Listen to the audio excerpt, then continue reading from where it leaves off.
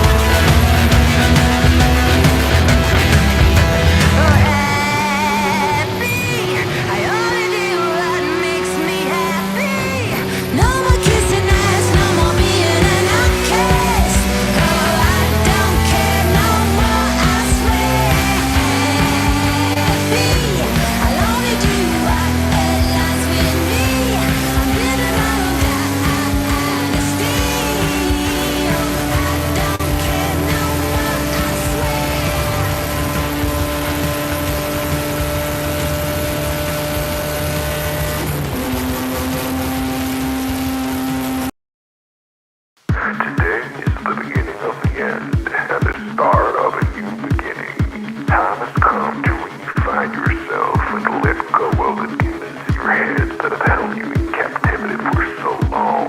It's time to flip the page and prove them wrong. It's time for rebirth. Yeah, time's up to say goodbye to all the haters, doubters, and non-believers trying to bring you down. In the blink of an eye, you'll realize that there's so much more to the book than the page you were stuck on. Finally, you will be free to live a life you love living instead of the life you think other people want you to live. Remember, you are the highest authority when it comes to knowing what you want and what you love. So stop trading yourself for the approval from others. Ladies and gentlemen, weirdos and geeks, please repeat after me. I don't give a fuck.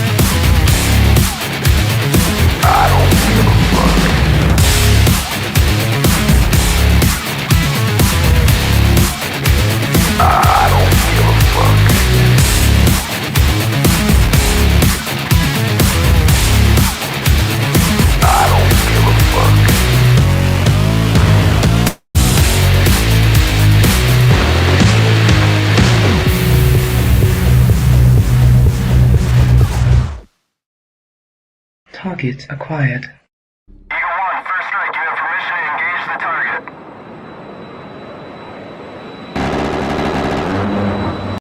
Warning: the following video contains explicit language which may be offensive to some viewers or inappropriate for children. The content within this video is intended for mature audiences only.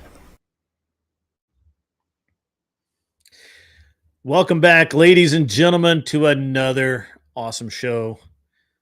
We're going at it tonight, guys. It's that time. You smell it? Something rank in the air. Something feral, wild. Nah, it's just me. It's just me. Welcome back, ladies and gentlemen. Once again, we're going to do it. Do another show. Who do we have out there tonight? I see Michigan Christian out there. Good to see you. Ghost 1978, I see you out there. Salute to you, sir. Mr. Boulay, of course, the moderator. Fredo Fonzarelli, John Deadman's out there. I saw you out there talking about my long-ass intro. It's all right. It's cool.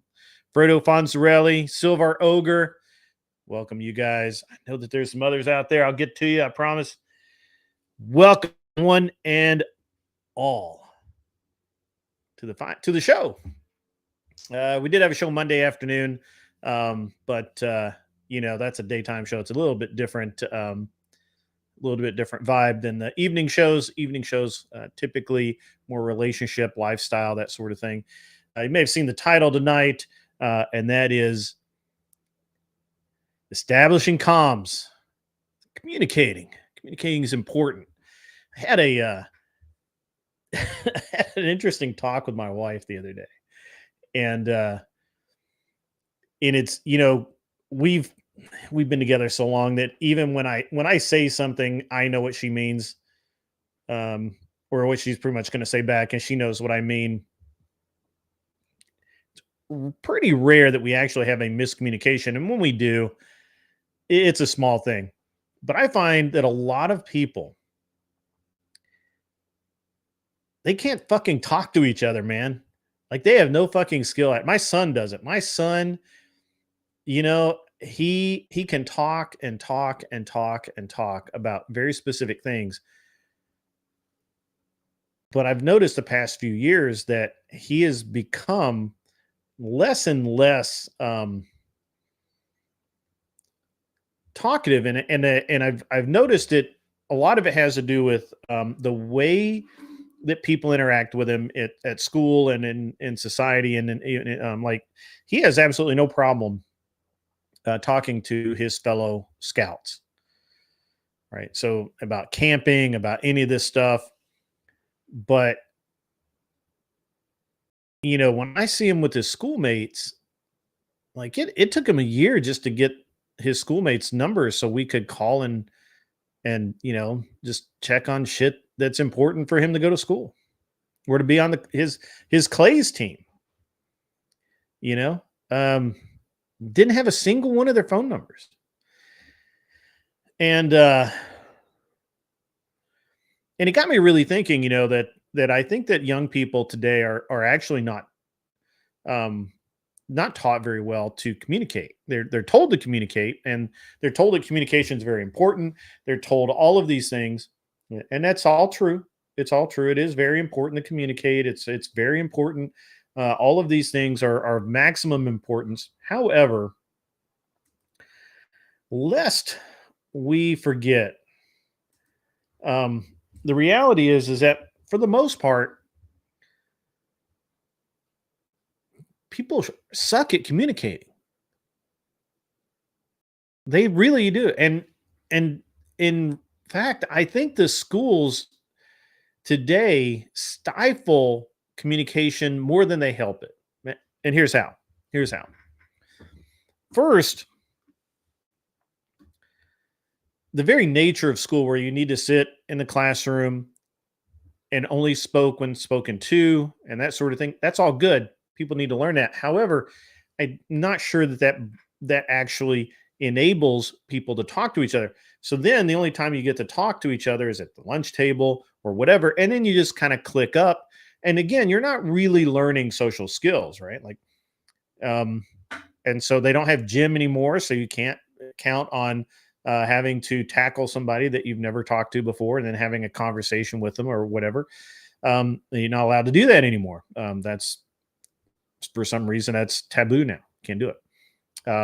Michigan Christian has a very solid point here. Technology has created a huge problem with communication. People just simply do not choose to talk to each other. And I find this to be the strangest thing. Like, people actually choose to not talk to each other. They would rather email back and forth. They would rather send a text message than to pick up the phone and call and have a 5-minute conversation. And I think it's a really interesting thing. And I think it's doing a lot of harm to, yes, in the same house. Thank you, Michigan Christian. MC reminds us that even in the same house, people do that. Literally from one room to the other, rather than just saying, hey, can you bring me a cold drink while you're on your way? No, they will literally like text, hey man, can you bring me a cold drink?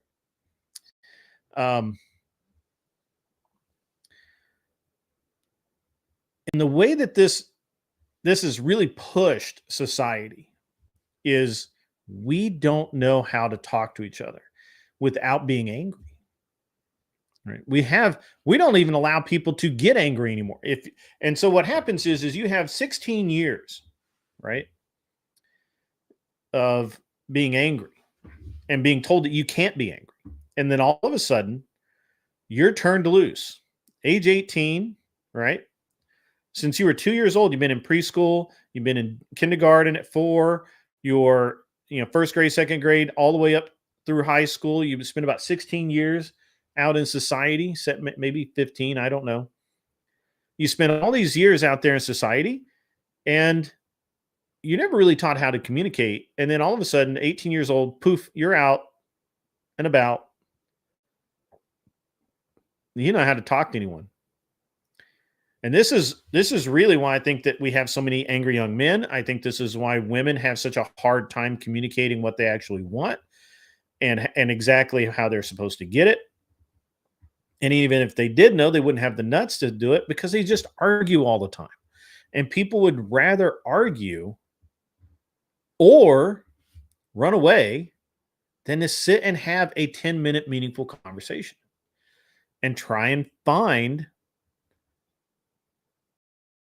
just a point to agree to disagree, right? Like I tell my son that all the time. I'm like, hey man, sometimes we just have to agree to disagree. It's okay. But in his mind, he either agrees with me or we're enemies. And this is a really interesting thing, right? Or yes, Mr. Boulay, or they run away. That's true. And the more the election cycle happens, the more we see it. The more I hear about people in society not being able to even have conversations. And I look at my son and his friends, and they can't really have meaningful conversations with each other and disagree. It's very interesting, right? So my wife and I are driving. I'm driving my wife to the airport the other day. She had to be in her office yesterday. She should be back, I think, in the morning. I think I have to pick her up. Matter of fact, I should check that. But we're having this talk, and we're actually talking about different friends of ours, adults, and how even adults in corporate jobs can't really talk to each other. I mean, it's pretty terrible. It's just not, man, I'm telling you, it's just not, it's not like it was. Not that it needs to be like it was, but it shouldn't be worse than it was. You know what I mean?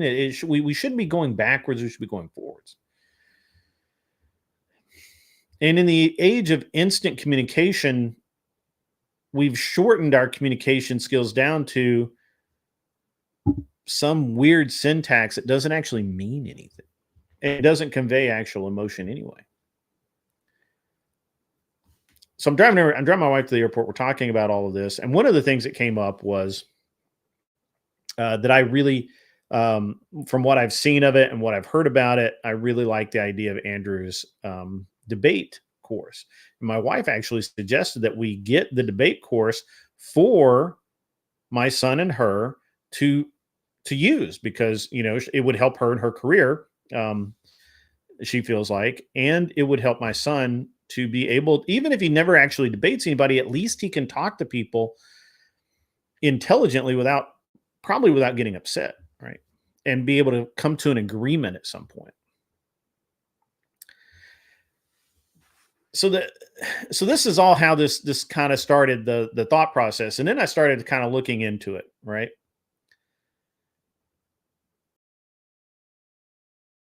People today, as near as I can tell, now you guys can disagree with me, please. If you have something to, something I should consider, please, throw it out there. I'll try to read it.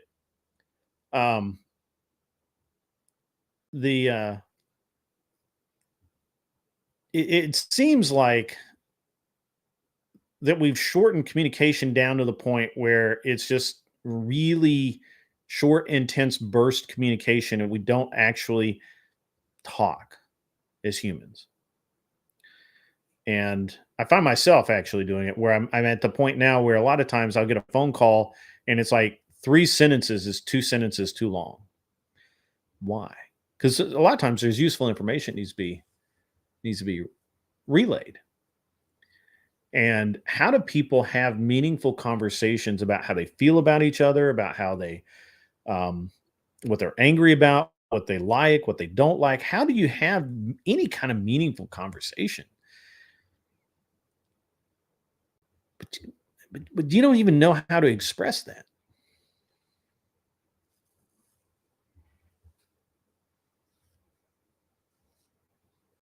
It's very interesting, right? Very interesting. And then, of course, we have all the political stuff and all of that, which I'm not going to get into. That's a daytime show sort of thing. You know, and look, guys, if you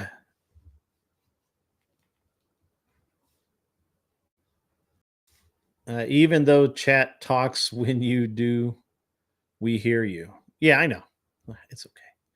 It's an interesting thing, though.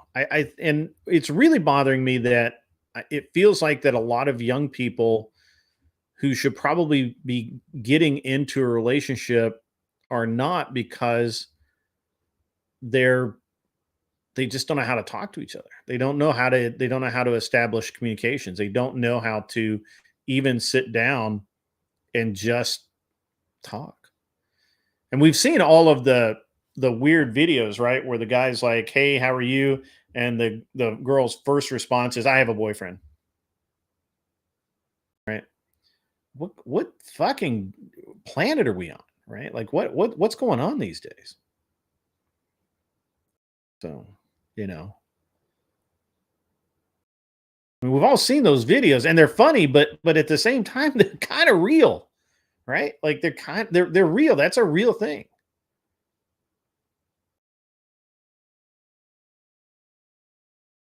I was at the gym the other day, and it was just a random thing. I just happened to still be on a machine, and I left my drink and stuff there, and I went to get the cleanup stuff, and because I have to clean the machines after every time I use them. So I go and I come back over, and I'm going to wipe it, and I wipe it down. I go grab all my stuff, I walk over, and I see that somebody else is using the machine that I typically go to next. No big deal. I go to another machine. On the way by, I'm like, "Hey, let me know when you're done." That girl looked at me like in such shock. And I'm like apparently you're not supposed to talk to people at the gym. We don't talk to each other, guys. Well, did you realize how little that we talk to people? Just saying hello is considered fucking odd now in public. It's interesting too, because online people will sit there and literally throw all their business out in the streets of the internet, but they shut down completely in person. What the fuck? Right? What is it? What is going on?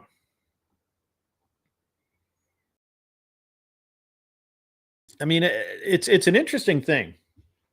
Yeah, you don't say hi to a girl at the gym anymore. You just can't. You just can't do it anymore.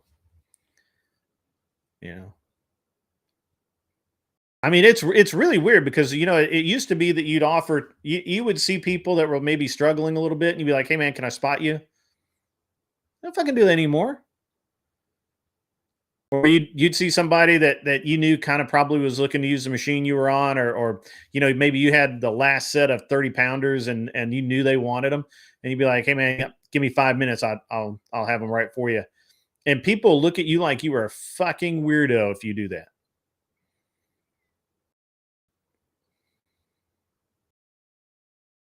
You know, it's just a weird thing. It's so weird that I even just trying to get ready for this episode and talk about it. It was just so strange. It was so strange. You know, we don't know our neighbors anymore. Do you guys realize that how fucking weird it is for someone of my generation to not know my neighbors? Like, it's fucking strange, dude. It is just fucking strange. It's so weird to not know my neighbor. Oh, sorry, I'm trying to move that. It's so weird to not know my neighbors. But they will not talk to you. Like other than say hi. Dude, when I was growing up, like if you walk down the street, you might as well, it was going to take you an hour to get to the end of the block because every house you were going to spend 10 minutes. Hey, how you doing? All this kind of stuff. Yeah.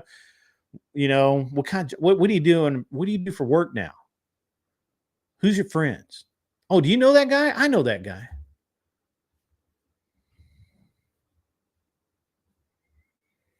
Well, John Deadman, you know, the thing is that to be honest with you, HOAs have made it so that whether you're in an HOA or not, you don't want to know your fucking neighbors because you're afraid they're going to turn your ass in for something. Right? My neighbor the other day, actually, she saw me out. I was doing some work out of my driveway, and she said, "Hey, we're going to Knoxville this weekend. If you don't mind, keep an eye on the house for us. That'd be great." I said, "Yeah, I'll do that. No problem." Yeah.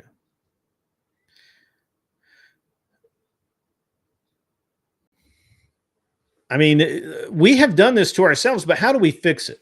Okay, so we all understand now what the problem is, right? Like we've all identified the problem. How do we fix it? I don't know. I got no fucking clue. I'm just an idiot on the internet. Actually, Silvar, I guess actually, I think this did help because I think it brought it to a lot of people's attentions that they missed talking to people. They missed starting shit. They missed the bullshit. They missed all of that. And now it's like, and now we know we miss it. Right? Now we know we miss it.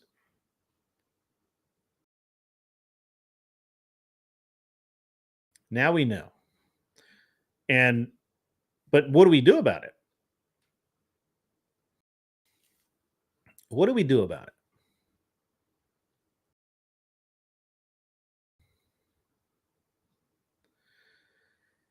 Yeah, I mean it's weird now. It used to be that you didn't know people 30 miles away. Like I don't know. What do you tell young men or young women out in the dating marketplace today how to even approach a young man or a young woman? How do you do that? Anybody? Anybody got a clue? Church? I mean, I've literally had people ask me recently, where do I meet people? And I'm like, fuck if I know. Like, it's terrible.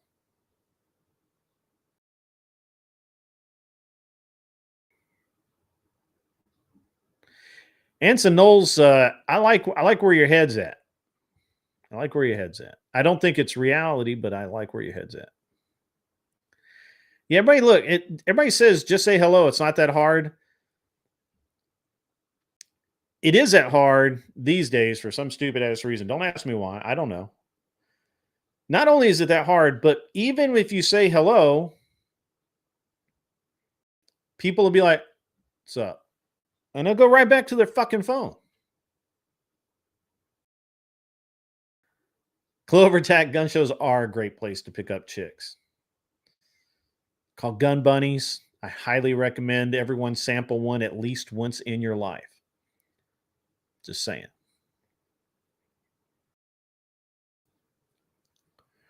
I have a buddy of mine who is he's married, but he actually joined just because he works from home and he has no friends. He joined like the wine club and he joined like all of these local clubs just to have some friends, just to see someone other than his wife every day. Seems to work. I don't know. Maybe not. But maybe that's an idea. But what do you tell? It's an interesting deal. Yeah, Dale Carnegie's book. That's a good thing. But what do you tell a what do you tell a young man or a young woman who wants to go out and date now? Right? It's not just young men, young women do too, Ghost.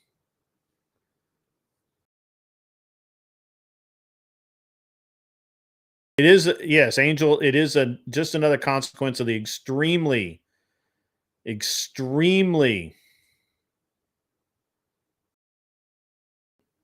Sorry, I missed his thing. Extremely fast advancement of technology that replaces socialization and community with ease of travel and comfort. Yeah, I mean that's true. That's true. Well, I don't think that men have trouble meeting other men. Men. I think men are, by the way, the less affected of the two between men and women, right? Because men, we just don't give a fuck. Women, however, buy into all of this lock, stock, and barrel. So if you want to tell a young man or a young woman, hey, this is how you go meet people of the opposite sex, what do you tell them? I mean, I'm telling my son, I'm like, look, you probably need to get some social skills. You need to become, you know, you should become comfortable talking to women of, especially your classmates, with it without, any kind of like tension there. And, he'll see, we'll see how he does in college.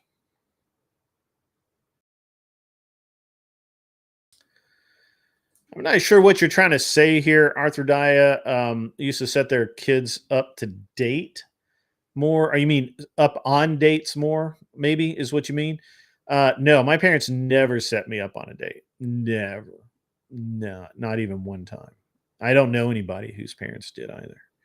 I do know that parents supported sometimes, especially daughters, dating because they wanted to be involved in the discussions around that. I actually dated this one girl when I was probably 15, 16, somewhere along in there. When I was young ish, and I remember that we weren't really dating. It was like high school or junior high. Actually, I guess yeah, it was just high school stuff.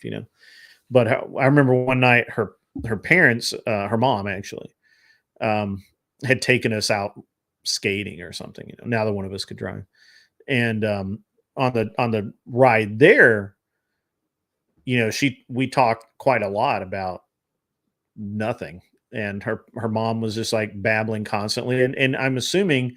Because I don't really remember that much of it, but I'm assuming that what she was doing was kind of vetting me to make sure I wasn't some sort of super weird dude, and also making sure that her daughter knew that she supported her, and that if she had any problems with me or whatever, then it would be okay. So I'm not really sure what you're trying to say there, but let's see. No, I don't believe. I don't like. I'm not talking about 1800. I'm talking. Yeah.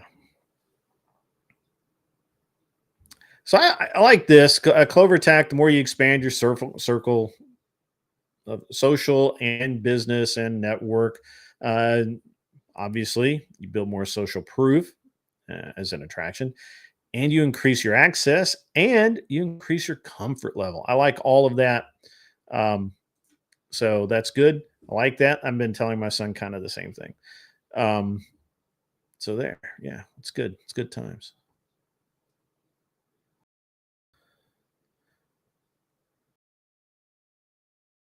That's pretty cool, Angel Berber. That is actually pretty cool. So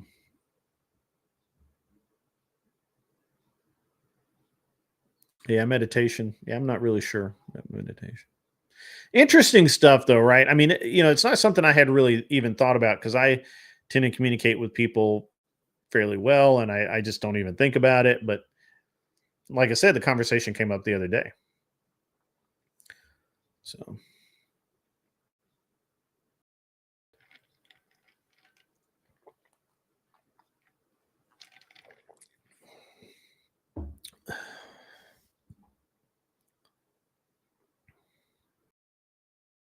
Comments are gold tonight. Gold. Very good.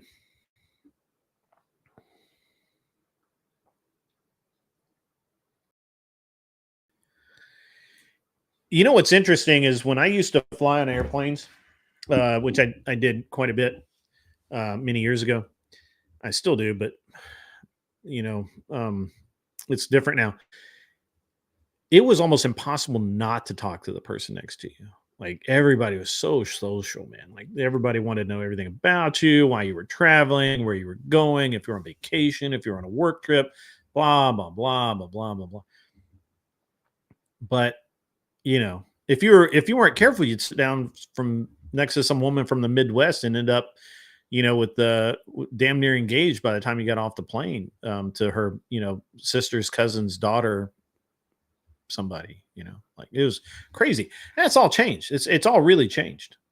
It's all really changed. So.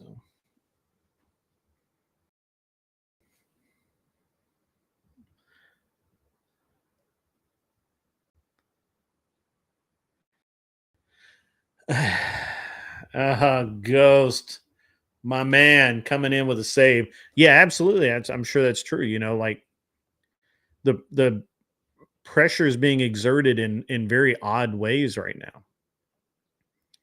And what happens when every conversation that a young man tries to have with a woman with a young lady turns into some really strange neo-political garbage, right? Like what do we think about that? What do we think about that it's hard to even have a conversation with a lot of modern young women because they're so indoctrinated into this leftist, creepy LBGTQ whatever fucking ideology that for a man, especially a young man looking to be a man, it's just so weird. So weird. And why would you want to? How long would you last in that conversation, right?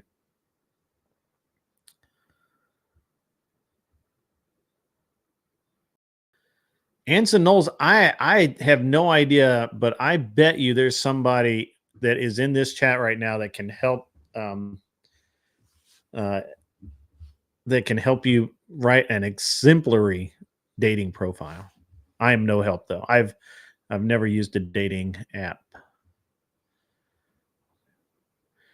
Some of us are men, and some of us you have to do a ball check. I agree with Ghost. Yeah, I mean you got to do a ball check. Because they might look female and be not female. Just say you got money. Yeah. Yeah, that's true.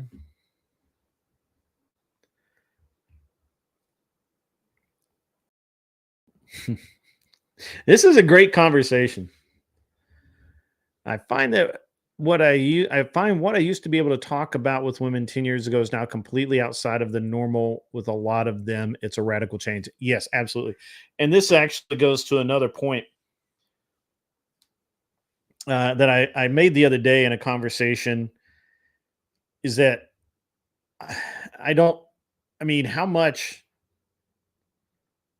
how much do we really need to talk, really, right? My wife and I talk about the kids. We talk about, some things that we want to do, maybe, some vacation stuff, things like that. But I don't spend a majority of my time writing sonnets for my wife. Maybe I should. I don't know. I don't, but I don't. And she doesn't spend the majority of her time writing me lingering, longing letters of love because she can just come in and, show me. It's very strange. So I don't know. It's an interesting, we have an interesting dynamic happening now. Anson, I'm going to agree with John Deadman here. I I was being a little bit facetious earlier, but I don't know that I would recommend dating apps. You know, I don't know.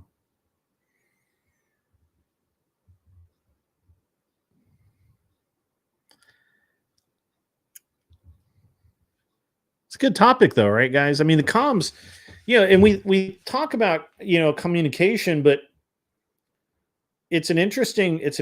we're all beat about the head with communicate, communicate, communicate, communicate.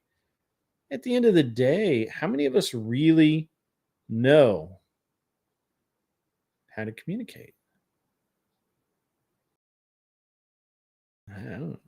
Fuck, I'm certainly not a very good communicator myself. I don't believe. Yeah.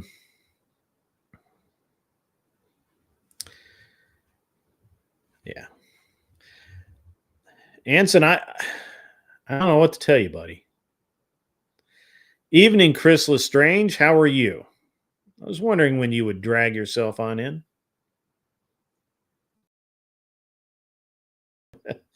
Is that a real thing? That's a real thing. Believe in yourself says I dated often by learning to be grateful for each no.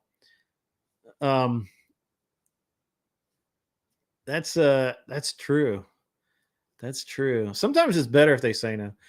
My Hawk Tua, she is a fountain of knowledge. I find it so hilarious that she has such a weird way of expressing very based ideals. It's very good. It's very good.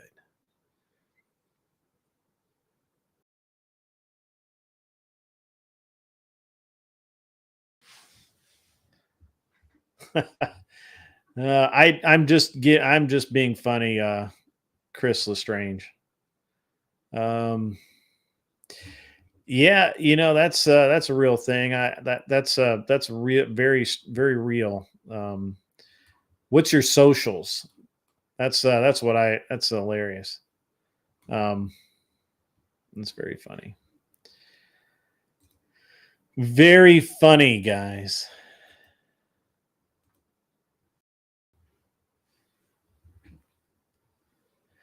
It's a great irony that we enjoy technology that has increased our ability to communicate instantly over the span of the globe, yet we now have pitiful personal comm skills to go with it. Yes, that was my exact observation, Angel Berber.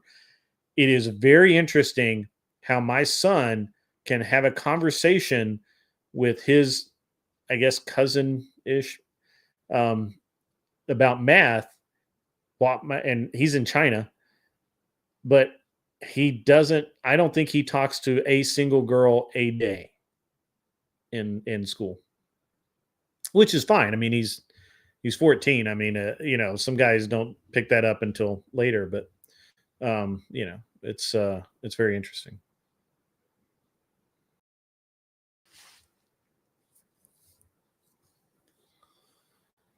Yeah.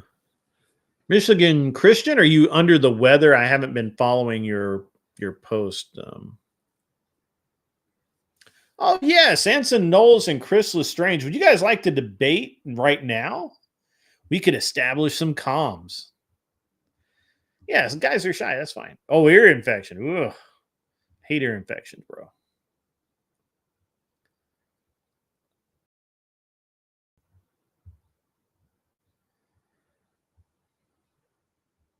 You guys can, Anson and Mr. Lestrange, you guys can jump up and debate right now. I'm totally okay with that type of communications.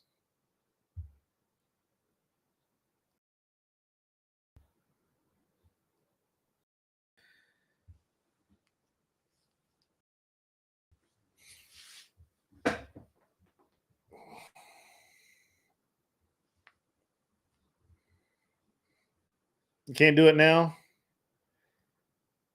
Tapped in before bed. It's 3:37 a.m. Oh, I understand, man. I'm actually this will be a shorter podcast than normal because I am tired. I have spent the entire day actually, I was painting some car parts, and the it takes a lot out of you, the heat and the fumes. Although I wear a respirator, it's still pretty good. Yeah, I was hoping for some blood sport debates. I will be glad to host blood sport debates. We can have that happen right now. Yeah. Oh, Anson Anson is very sharp. You have to be careful with Anson.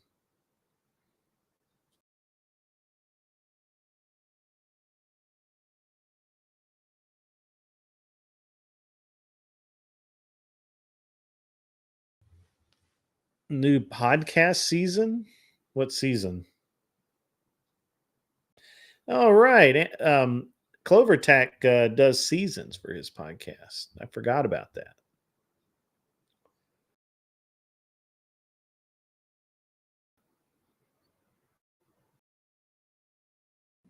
It's Mr. Weston. Okay.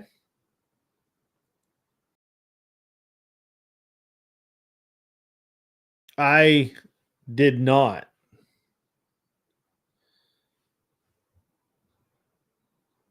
Sneeko was the mod? I didn't see that. I'll have to watch it.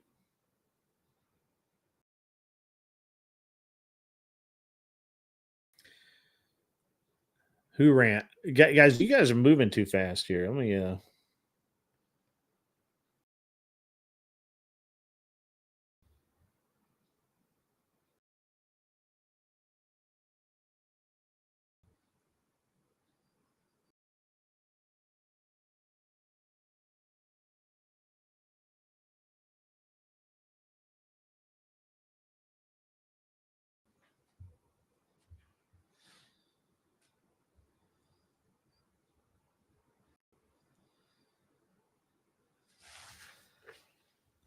Yeah, I should do slow mode.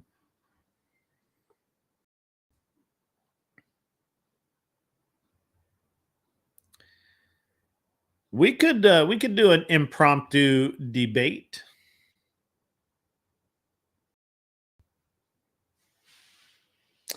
So I talked to Glenn earlier today, guys.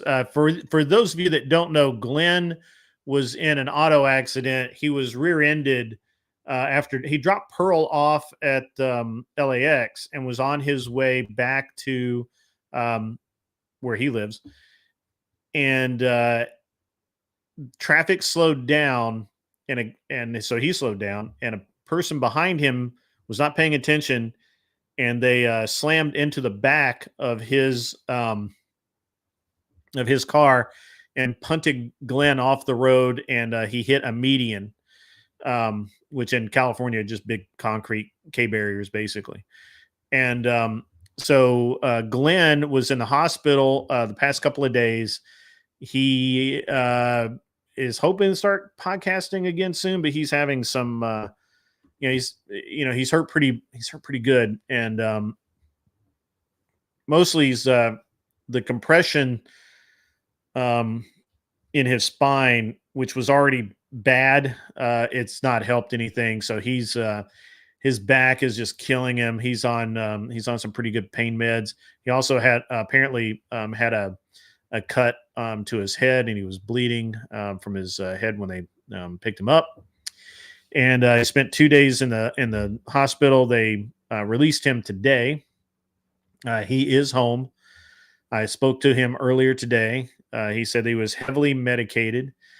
If you have any spare change that you would like to donate to Glenn, please go donate it to him. I believe that you can do that through his channel, through Dono Chat or whatever. If not, we'll figure something out.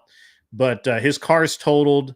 He I believe that he paid. Well, he told me he paid off his car earlier, and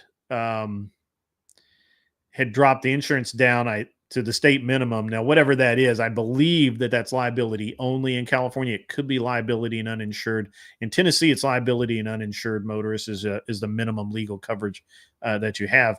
But he had the minimum amount of coverage that you could have, and it looks like he will be he'll be having to buy another car. And he was, in fact, hit by an illegal that barely spoke English and had no insurance. I'm pretty positive Glenn told me that the guy didn't have a driver's license, and that it did almost no damage to the guy's truck, but it because of the way it punted Glenn off, not only is the back of Glenn's car damaged, but the front is damaged as well, and it's just totaled. So, so it's an interesting deal. And so Glenn, so if you want to help Glenn out, do that. Yeah, unfortunately, Michigan Christian and California, who are you going to sue?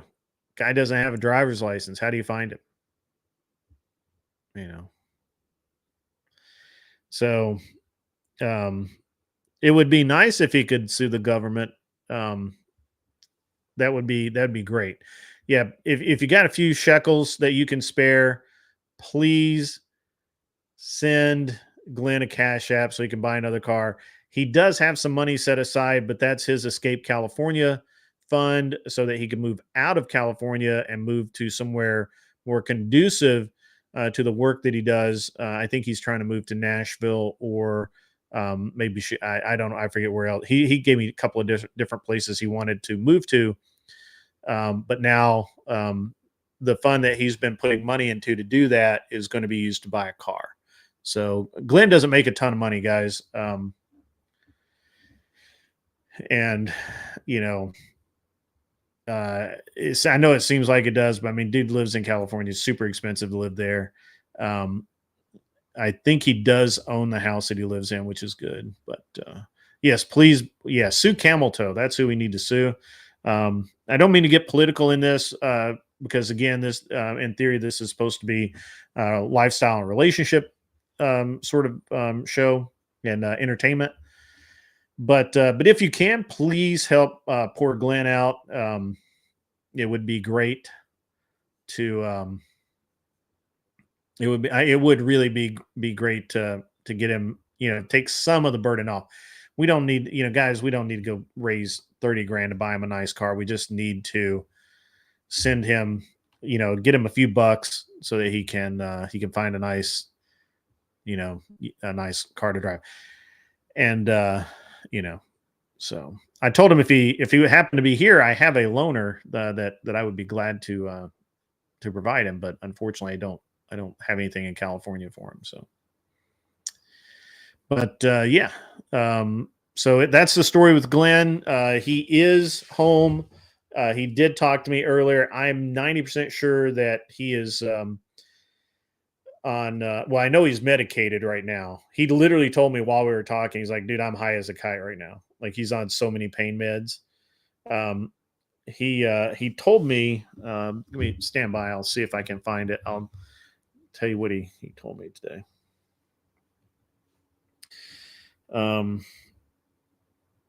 And I don't know if he sent me a message or not. It would have been great if he had, but no, he did. Yeah, unfortunately, he didn't. I think he has a compression of two of his disc in his spine. So, and he already had those. So he was already he was already in pain, and this has just made it worse. I believe Glenn's original back injury was from something in the Air Force when he was in the Air Force. So,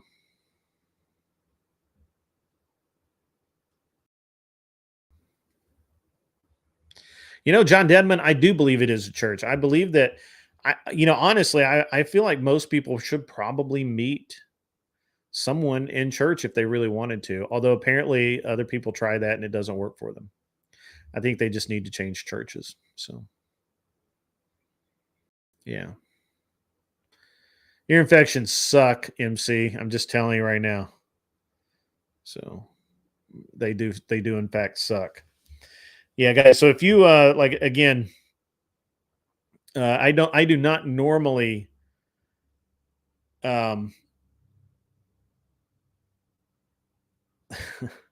Jess, you tell him. You tell him, guys. By the way, he does not have a GoFundMe. Mr. Boulay had just posted his Cash App and Dono Chat and some other links to be able to donate to him. You might make a note that it's to help him out through this time. He is still capable of working in theory, I guess, and he's behind on work actually. So, so Glenn's just in, look, Glenn's having a tough time right now. Okay. So if you can help him out, if you can't, that's okay too. Certainly I don't think Glenn would feel good about sending him your last few shekels in the world, but certainly if you can spare something, it'd help him out. I would personally really appreciate it if you did. So yeah. So yeah.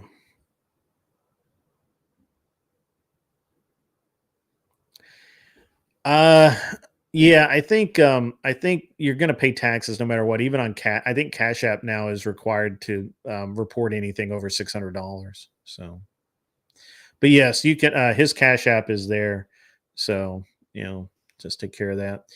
And like I said, he's behind on work. I mean, he's obviously he's doing editing work, and he's got to get he's been out 2 days, so he's got to get. He's got to get caught up. So again, I don't normally ask for donations to anybody, but in this case, Glenn, could really use it. So, it would help him out, and I would personally appreciate it. So, yep. All right. Well, back to the show.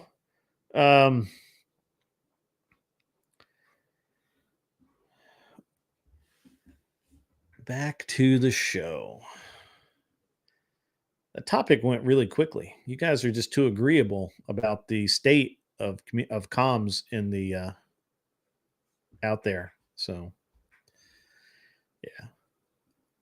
yeah.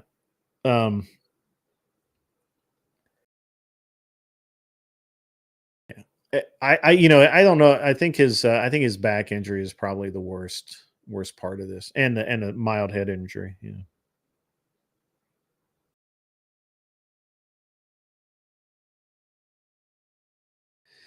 Yeah, Anson Knowles, in my experience, women don't really care. To be honest with you, I don't know. I used to think that you needed to be able to have these long philosophical conversations with women, and I think that it bores the fuck out of women. They just don't care, and they say they do. They say they want that, but the minute you give it to them, it turns them into, it turns them into leaving is what it turns them into. So, yeah, that's funny. Yeah, you can get better at very short comms. That's for sure.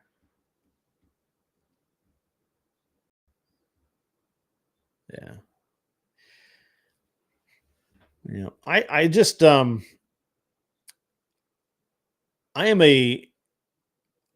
despite my long-winded nature, I am a fan of being able to say more by saying less than just rambling on.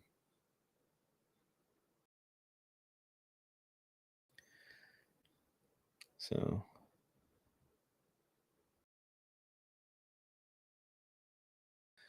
commits down to, are you looking to hook up or looking for the one? Yeah. Yeah.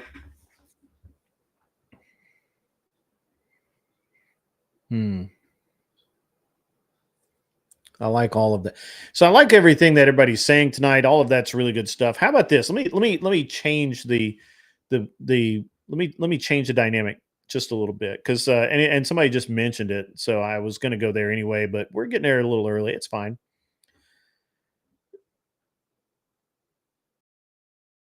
If you guys are so, let me ask you a question here. So when a woman is when you're talking to a woman and you're like really into her and you really, you're and that and you've done you in your mind, you're as a man to the men out there, not the women. The women are gonna have to look at this from a completely different point of view. But as a man, when you are talking to a woman that you really like, you enjoy spending time with, and in your mind, hey, this has potential to be the one. How do you express that to her without turning her into a flight risk? And on the other side of that, ladies in the chat, I know there's at least 3 of you out there right now. How do you go when you have found a man that you respect, you admire, you're into, for lack of a better terminology? How do you express that in such a way that you don't and I'll say this for women, betray yourself, because obviously you don't want to come off as a harlot, but at the same time you want him to know that you're interested. You want him to know that you think he's the one. How do you go about that? Or do you bother because that's his job? This should be interesting. I'm can't wait to see what the chat comes up with. Yes, submit to the patriarchy. The patriarchy is here for you. That's perfect. Chief Wahoo, that is exactly what I would say. Guys will be hormonal guys. That's true. That's true.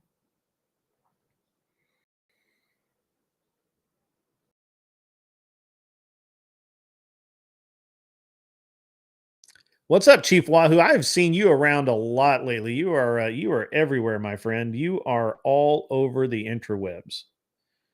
As long as I'm sure that's it.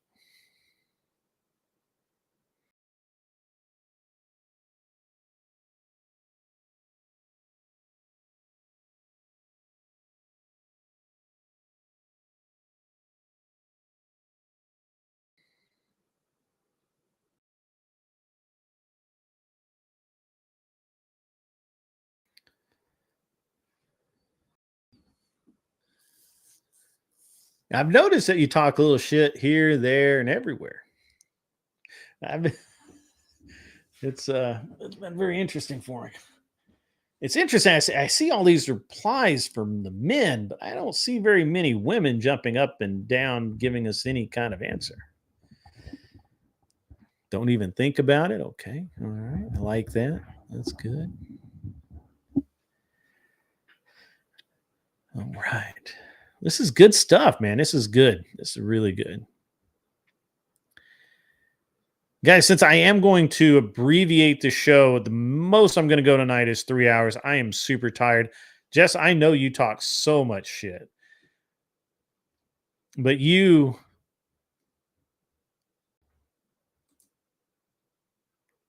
can't get past one date with a guy. So I don't know.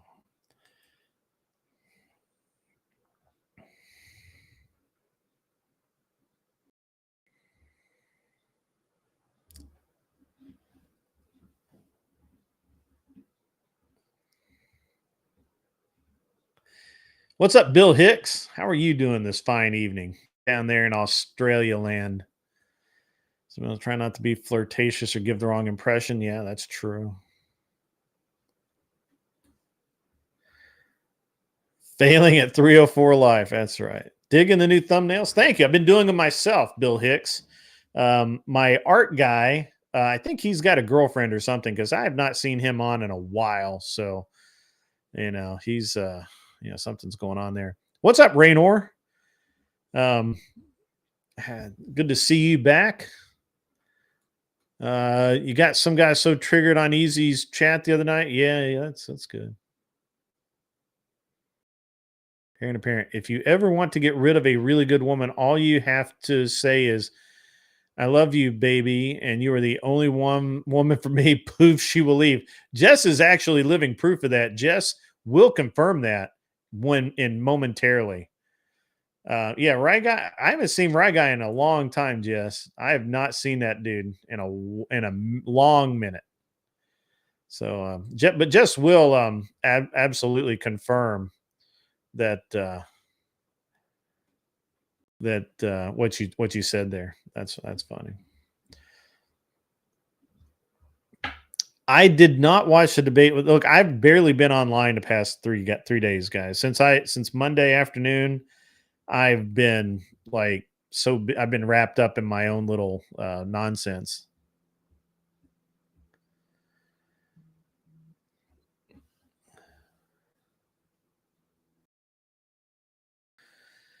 Rachel Wilson laid out the feminists last night on whatever regarding the dating entitlement. See, I went to sleep early last night. Where is Beaten Cheeks? Beaten Cheeks is he might be off the thing. I am going shooting Saturday. Actually, Saturday. Yeah, Saturday. Hello, Cheryl. How are you? Women just seem to land in bed with Beaten all the time. It's the same woman, apparently. The cannabis culture bros are so. Yeah, that's true. That's true.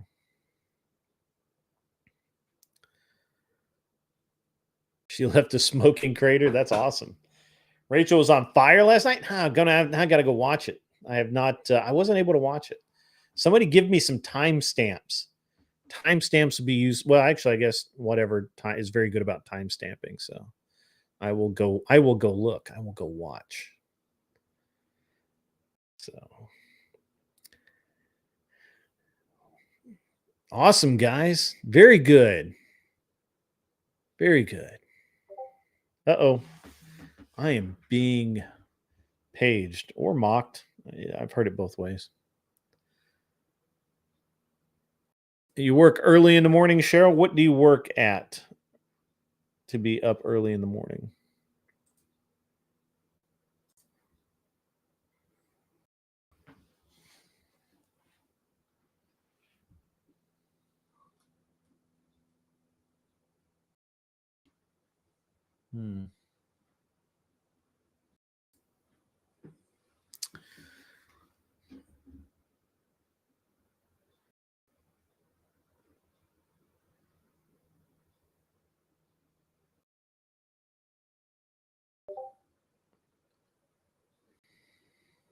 Oh, that's funny. I don't get it. That would happen if somebody pulled me out of bed too. You're a manager at Taco Bell. So I have an interesting story about that, Cheryl. I actually have a funny story about that. Here it is. I had this employee one time. I used to run movie theaters when I was in college. This is very funny. And one of the guys that worked for me, and he actually became an assistant manager.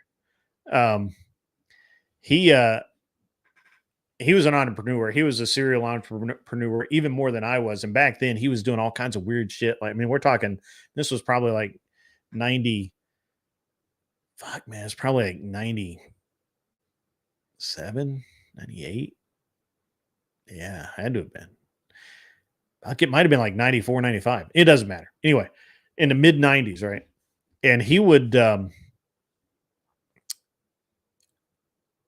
get himself in, and he's married, and I don't know, I don't think he had a kid yet, but he was married, and he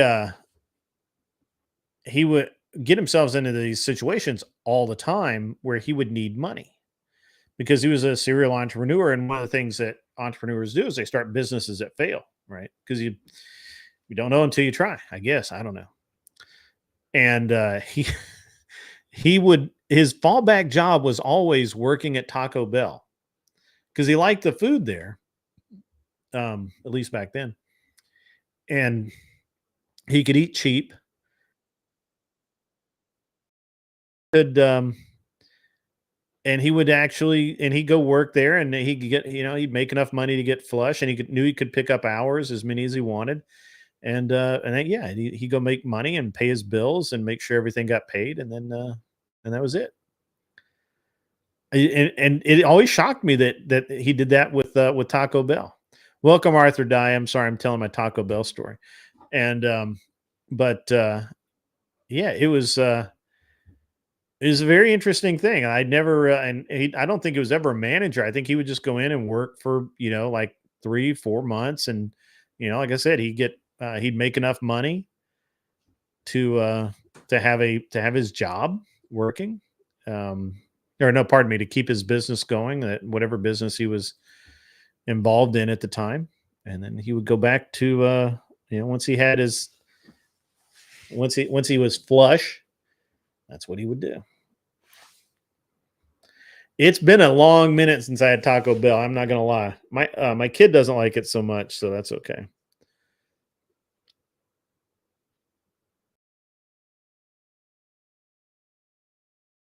Are we having technical issues, Arthur Daya?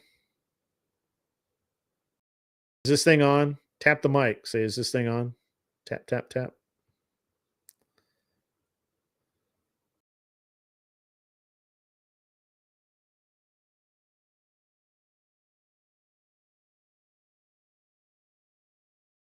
Andrew loves Taco Bell.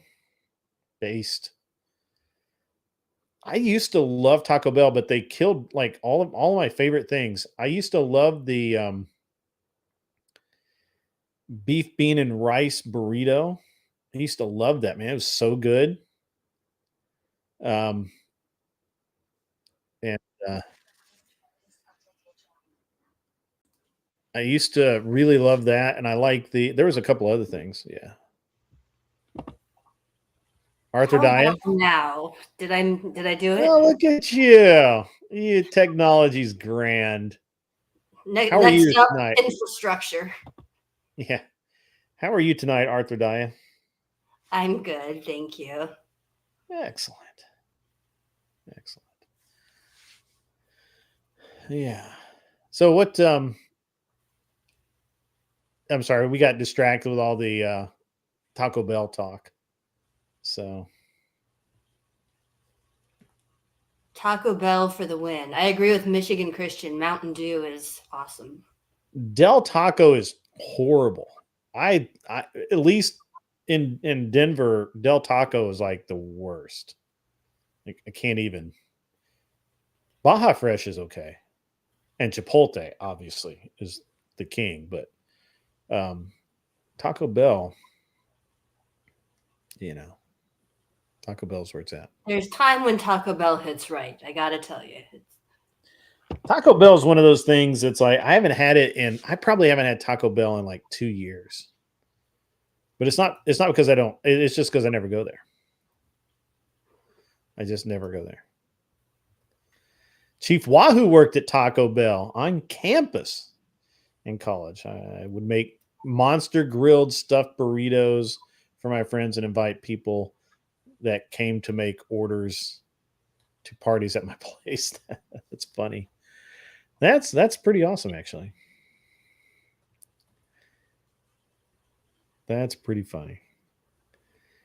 Jess, Callie doesn't do anything right. I hate to tell you this.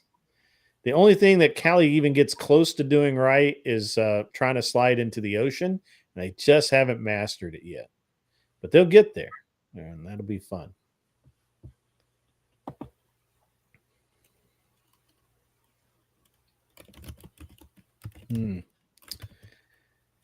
All right. So what did you want to talk about, Arthur Daya? Well, Mr. Boulay gave me the link to get me up here on the panel. And I was actually trying to get the name. There's Rubio's is the name of the chain in California that I used to love and would visit every time I'd go out there usually for a medical conference or something. But they ended up closing a bunch of their chain restaurants apparently because of high food costs, high labor costs, and California being probably the least business friendly state in the country. So I don't know if they'll still be in existence next time I get out there.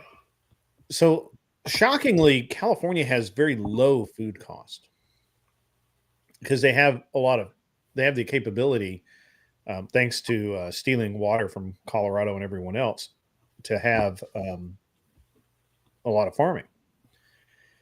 And so they actually have pretty low food cost, and they can grow pretty much all year, most things. But yeah, it's low food cost. It's low food cost compared to what it would be somewhere else as a percentage. It's still very expensive because it's California. So is it labor costs that are killing them out there with taxes on top of that? Just taxes. It's just taxes. They tax everything. It's an interesting thing. Normally this would be more of a daytime show conversation, but when I was in California, I had a shop in California. It was just a service shop, right? 4 bays, whatever it was. It should have made, and it did occasionally make, it was probably, if everything ran right, it should make probably 50, 60 grand a month, through there. And it just sucked so bad. Every month I had a different inspector come through that with a different fee to be paid to the state. The straw that broke this camel's back was the pressure vessel fee for each pressure vessel fee. Yes, for each air compressor I had. Okay. Because, and I had 3, because they're considered pressure vessels, and there's some weird permit that you have to have on each one to have them.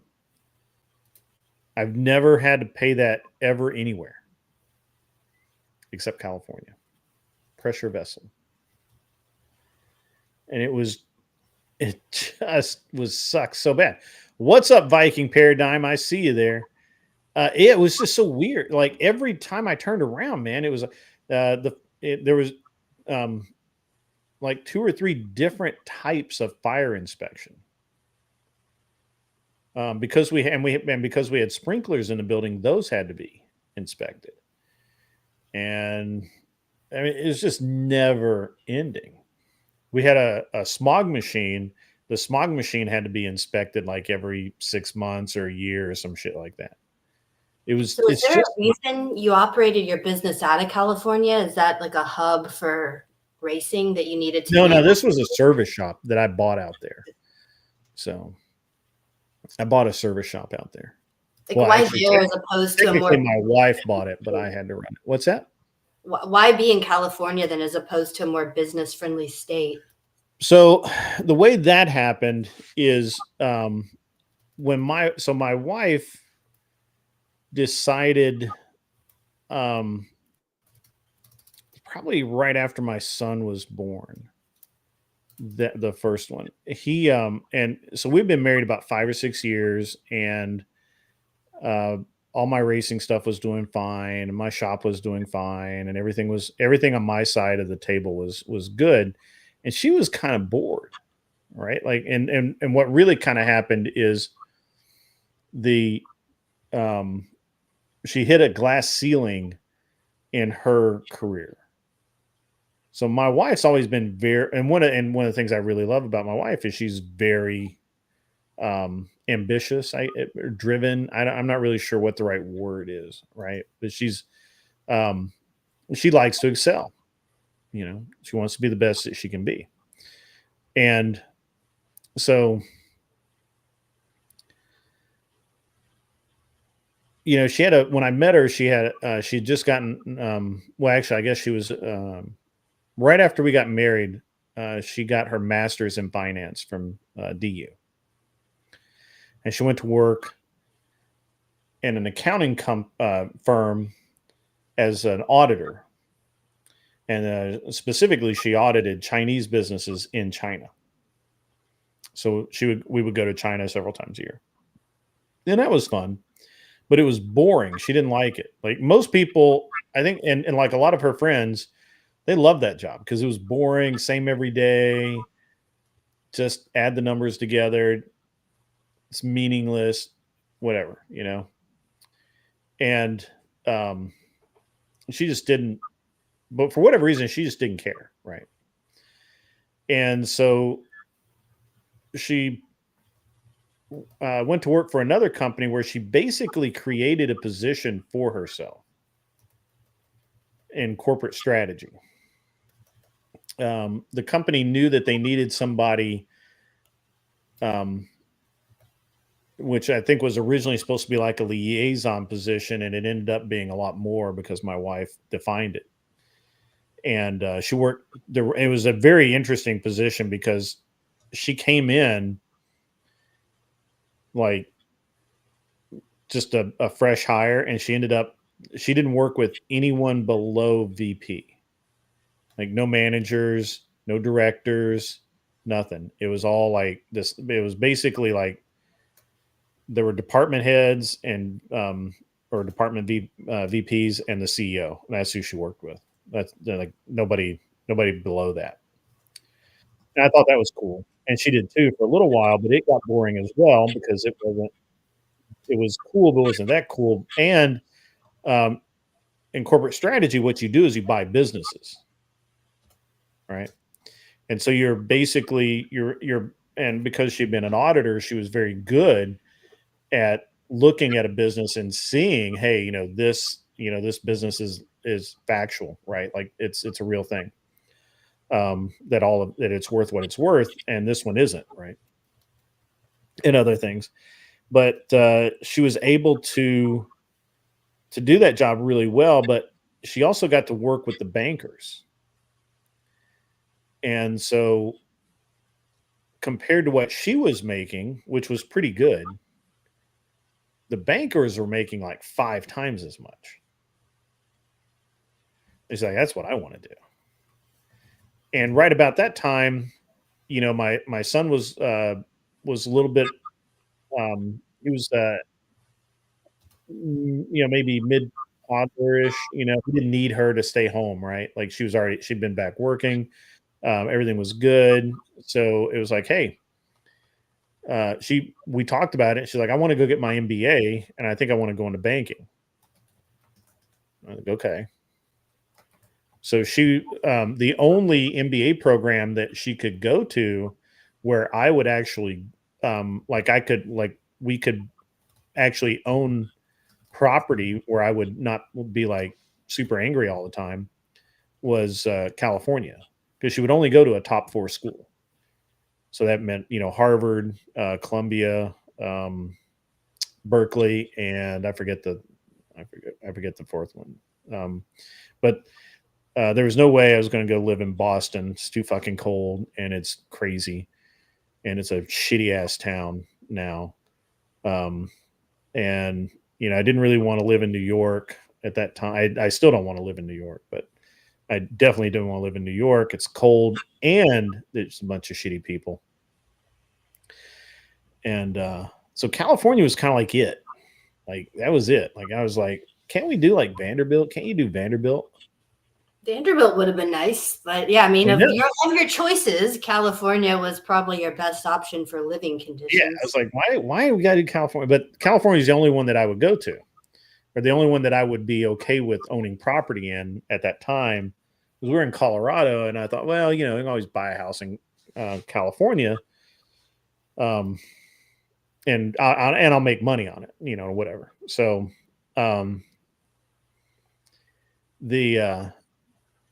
so she did the weekend program at Berkeley. And it was really, it was an interesting time period. I do not recommend any human do this. But it worked for us because of just the way my schedule worked out, and her schedule worked out. And as part of what we did out there, when we were looking at buying the house, before we bought the house, I had gone out there, and I'm always looking at, we maybe buy this business or buy this house or buy that property, whatever. I'm always trying to make money, right? Like there's always, even now, like I'm,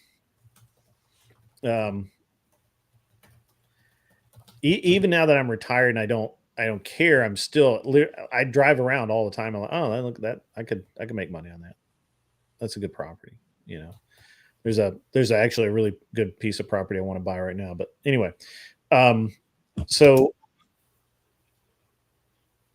we bought, so we rented out there first, and it was really just so that she would have a place to stay when she had to do internships and things like that. And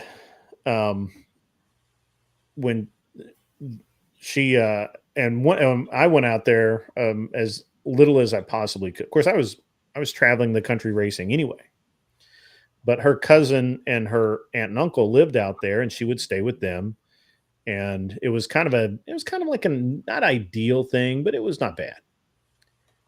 And so one of the things that that happened while I was out there, we were driving around, and I was like, oh, look at that! There's a shop for sale.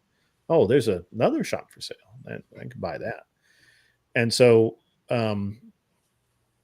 near where the house we rented, near that was a shop that was for sale, and I bought it, or she bought it, and as a kind of a enticement to keep me out there more than a weekend or two. Right? It didn't really work, but at least it was a good effort at it. And so we bought that thing, and it was terrible. I mean, it was, of all the stupid things that I've done in my life, and there's a shockingly large number of stupid things I've done in my life. That shop was just, it wasn't a bad investment. I mean, I came out okay on it, but it wasn't a great investment. Like it wasn't a home run by any stretch. And the hardest part was keeping a manager that wouldn't steal me blind in there. Wow. And keeping employees that would actually get work done in a timely manner. And it seems to be the case with California that I've never seen a good business in California. I've never seen a place where I couldn't pick that business up and put it somewhere else and make more money than what they do in California. So was your main problem there the employees pool that you had to choose from just wasn't? It was all a problem. The building itself, we weren't able to buy the building, right? We bought the business, but we weren't able to buy the building because the guy didn't even actually own it. He had bought it from the city on some crooked ass deal, some like weird, bid that he had won because he knew somebody that worked there. Is another reason why I do not like Muslims at all, because this is the kind of shit they do. And it was that, like, he had this really, I mean, it was legal as near as I could tell, but it was shady as fuck, where he owned this property. And so we bought the business, and I went in there and we did everything we could to make that a really good business. And it made money, but it never made what it should have made. And there at the end, where because I had really started racing again, and I was actually getting ready to retire, and I was like, man, this fucking sucks. And I had this manager that just did not give a fuck. And I mean, like, I was losing $5,000 a month out of there, which doesn't sound like a lot, but sounds like a lot. I don't like losing any, right? Like, I don't like losing, like there's a whole reason why my personality is the way it is. And I just don't want to lose anything. And so I was like, if I'm going to lose $5,000 a month, I'm going to lose $5,000 a month doing something I like. And I don't like this. I don't like doing this. So we ended up selling that business, and I was right to do it. So right after that, within 2 years, I think 2 or 3 years, that place became a parking lot. And I ended up suing the guy. As I was exiting. The property owner, he had violated the lease on several things, and I ended up having to sue him. And he went through 3 lawyers, and where he wasn't paying his lawyer, and he was doing that on purpose so that I couldn't move forward. Because literally every time we try and get the case moved forward, his lawyer would quit because he wasn't getting paid or whatever, and he'd have to go find another lawyer, and then he'd get it, get another 60 or 90 days. Just crooked as fuck. Like, and I was like, fuck these guys. These guys suck. And again, there's never been a single business I've seen, and I mean custom car shop, the movie industry. There's no business that you can do in California that I can't pick it up and put it almost anywhere else in the country and make more money. Period. Like there just isn't. And they're finding that out. Like all of the movie industry, which was in California because it was so cheap to be in California and they had so much space and they could do so much, all of it is moving to other places like fucking Georgia. Like who would have thought that they'd be making more movies and more TV shows in fucking Georgia than California? But that's what's happening right now. I didn't realize it until I lived in Texas for surgery residency, that Texas gives a lot of huge tax breaks for the movie industry to come in there and shoot a lot of their films. And even in the apartment I lived on, one day on the rooftop which was a parking lot on the rooftop, they had some production company set up there, and they wanted everyone in the apartment to dress up in like club clothes and go up there and be on the rooftop, kind of bouncing around for the rap video. And they were shooting a music video up there. So Texas apparently is a huge area for that industry now. Yeah, basically anywhere but California. And honestly, it's all going to end up collapsing anyway. So California has nice areas, but I find it insane that anyone thinks it's a most amazing place. I do not like it. First of all, it's too fucking brown. Like everything is fucking brown. Like there's no green, right? Like I'm from the South. Everything is fucking green, right? Like, and it's pretty, I don't know.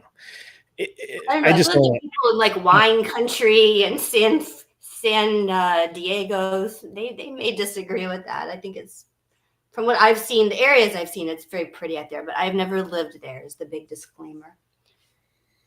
Yeah. I don't buy that shit. I've been to a lot of really beautiful places. There's wineries in Tennessee. There are wineries in Texas. There are wineries everywhere. California is not that special. It just isn't. People want to believe it's special, but it's not that special. It's a fucking desert that's literally every year it is trillions of dollars in debt, despite getting money from every other state in the union. If states cut off the tax revenue, California would cease to exist. So just like New York would cease to exist without the tax revenue from the other 48 states. My favorite example of that is Newsom out there has apparently spent $24 billion on homelessness over a 5-year period. And they have basically like quadrupled or quintupled their homeless population out there in that time with no improvement made whatsoever. Yeah, and the Supreme Court's now ruled that Newsom has to start enforcing the laws of the municipalities that have anti-tent city laws and shit like that. He has to enforce those laws now, so he has to get rid of all those homeless people. Where else can I surf and snowboard in the same day? Nobody gives a shit. Nobody wants to do that. Nobody ever does that. It just doesn't happen. They say it, but they never do it. I lived in Tahoe. It's not that special. I actually liked Tahoe for the most part, but it's just not that special. And it sucks so bad. Such a transient society. It's just bad. It's just stupid. California had a lot of potential, but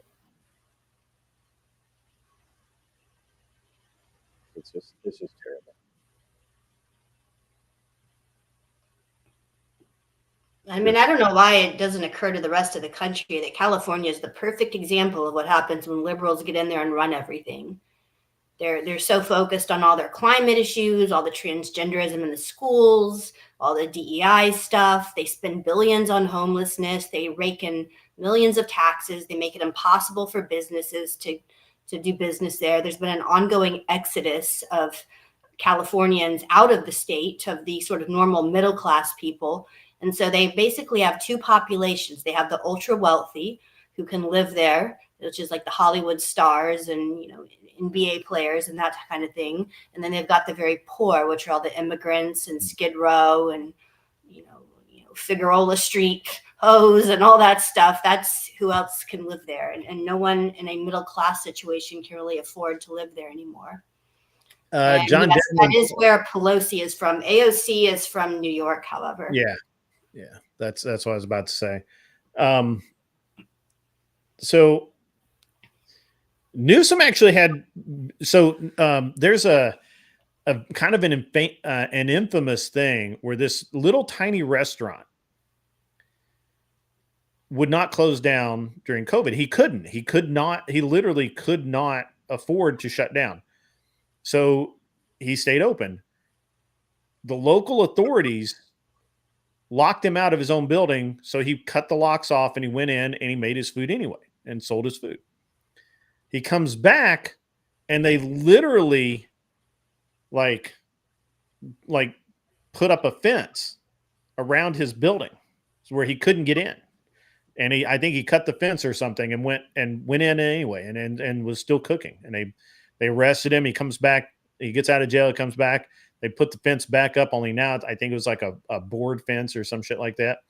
And basically they just ended up throwing this guy in jail because he had to make a living. And they just would not let him do it. They just wanted him to starve. Well, I also remember seeing videos out of there of the Hollywood crowd was allowed to continue with their movie making. And so I remember seeing videos of the sets, and they had the lunches all spread out for the crew. So the crew is all in there, getting their lunch on all these tables with food all over the place. However, the restaurants closed down, can't go there. No one's allowed to even be eating outside over there. Everyone has to be wearing masks, mandatory vaccines. It was interesting. So interestingly enough, I got stuck out there for 3 days, and nowhere else in the country had mask requirements except airlines. Airlines still you had to wear a mask on the airplane, which was dumb, but whatever. I flew out to Utah and I shot a match there, and I had I had all my gear there with me. It snowed. It's February, and so it snowed, and the entire the planes just weren't flying because a lot of the airports were shut down all throughout the southeast, up the northeast seaboard. Just terrible. So I end up getting stuck in LA for 3 days, and I remember now I have all my guns and stuff there, and I'm like a walking felon in California at this point. And I literally stayed locked in my hotel room for 3 days until I could fly out. But I go down one time and I'm like, hey, I really want a steak. Is there anywhere I can get a steak? And they're like, and I didn't want to eat in my room. Like I've been eating my room all day, for 2 days, and I'm like, or a day and a half, or whatever it was. And I'm like, I really want to go get a steak. Can I go get a steak? And they're like, well, we think this restaurant around the corner, there's a really good steakhouse around the corner, but it's outside. And I was like, are you fucking kidding me? I'm not going to go pay $100 for fucking steak dinner to eat it outside. No, not fucking happening. And so I went back up to my room and ordered yet more DoorDash. So for 3 days, I subsisted off of DoorDash and whatever the hotel snacks were. So it's nuts. It was nuts. And everything's illegal in California. Like you can't jump off of this pardon me. You can go swim here, but you can't swim literally like 50, 60 yards away. You can't swim there. Well, I'll tell you, my most recent experience in California was at a medical conference several months ago. So I go there and I go into some little Asian restaurant. This is in San Francisco. So just let's start. You go there and there's literally tents and homeless people lining the sidewalks. You cannot walk down the sidewalk without tripping over homeless people. They're just sprawled out. They're probably being accosted for money. Most of them, you worry that, should you call a wellness check on them because you don't know if they're actually in the process of dying because they're just laying there unconscious. Anyway, so I go to this little Asian place and order my food. And then I go to throw away my bowl and cup and whatnot. There are 3 trash cans. And there is a sign above each trash can. And you have to divide your trash into the 3 different types of recyclable stuff you're supposed to be doing. So in one can is like the straws, the paper part of the bowl, and another one is like the lid to the cup, the straw, the plastic top to the bowl. And there's a third one with these other, like it's a list, a whole list of like 12 items, each of which go. I mean, I was figuring I could get arrested for putting my trash in the wrong container. It was impressive. But you could step outside and poop on the street and you'd be just fine. Yeah. I did see a guy, it was a conference goer strolling down, and a homeless guy runs past, snatches his wallet out of his pocket and just keeps on running. The guy goes walking after him, and there's a policeman milling around just watching the whole thing go down. So then the next night, a group of us go to a nicer restaurant. You can't just walk into the restaurant. You have to actually push a buzzer and they come out and unlock the door for you and let you in. Because if they were to just leave it open, you can imagine the vagrant population that'd be in there kind of hanging out, using the restroom, whatever. So then I need to wash my hands before we have dinner. So I walk and I'm looking around and I don't appear to see a women's restroom. So I ask, and the staff kindly point me to the unisex bathroom. So there is one bathroom, line of stalls, and it's unisex. Men, women, whatever, intersex, whatever your gender is of the day, all free to use the same bathroom. Yeah. I mean, it just goes on and on. It was ridiculous. Yeah, it's interesting to me that, look, California is a great cautionary tale of a formerly great state that has literally declined into it's basically Mexico light with a little gay sprinkled on top. So this is what it is. Yeah, I don't know. It's nuts, right? Like when I was there, now fortunately I left before it got really nuts, but I could not stand the tent cities that were starting to pop up, and I would see them like here and there. I couldn't stand the campers like before. So when I was there before the tent cities, they had the thing is that guys would get their RVs. They would buy these old crappy RVs and live in them, and they just park them on the street wherever. And occasionally the city would tow one of them, but not usually. And it was so like you couldn't walk by those things. They just stank, and it was terrible, man. Like it was terrible. Like every park, every public place was terrible. Like, look, California is a lost cause. We need to just, I mean, honestly, I'm afraid it's time for nukes from orbit. Just move on. Well, my other fun experience while we were there was I was trying to get back to my hotel, and the street I needed to go down was the site of a large pro-Gaza Palestinian protester march. So I had to take like this weird circuitous route to get back to the hotel from the conference center because of the protest going on. It's an interesting thing because when I was in New York not long ago, New York City, and I don't know why, but we were in an area that I don't know. So I should start out by saying that when I go to New York City, I really only go to like 3 places, and none of them are like super popular places. Cheryl, okay, I see that you're going off. Okay, that's good. Have a good night's sleep, I guess. So enjoy that. I'm not like I said, this will be a shorter stream than normal. I'm tired today, but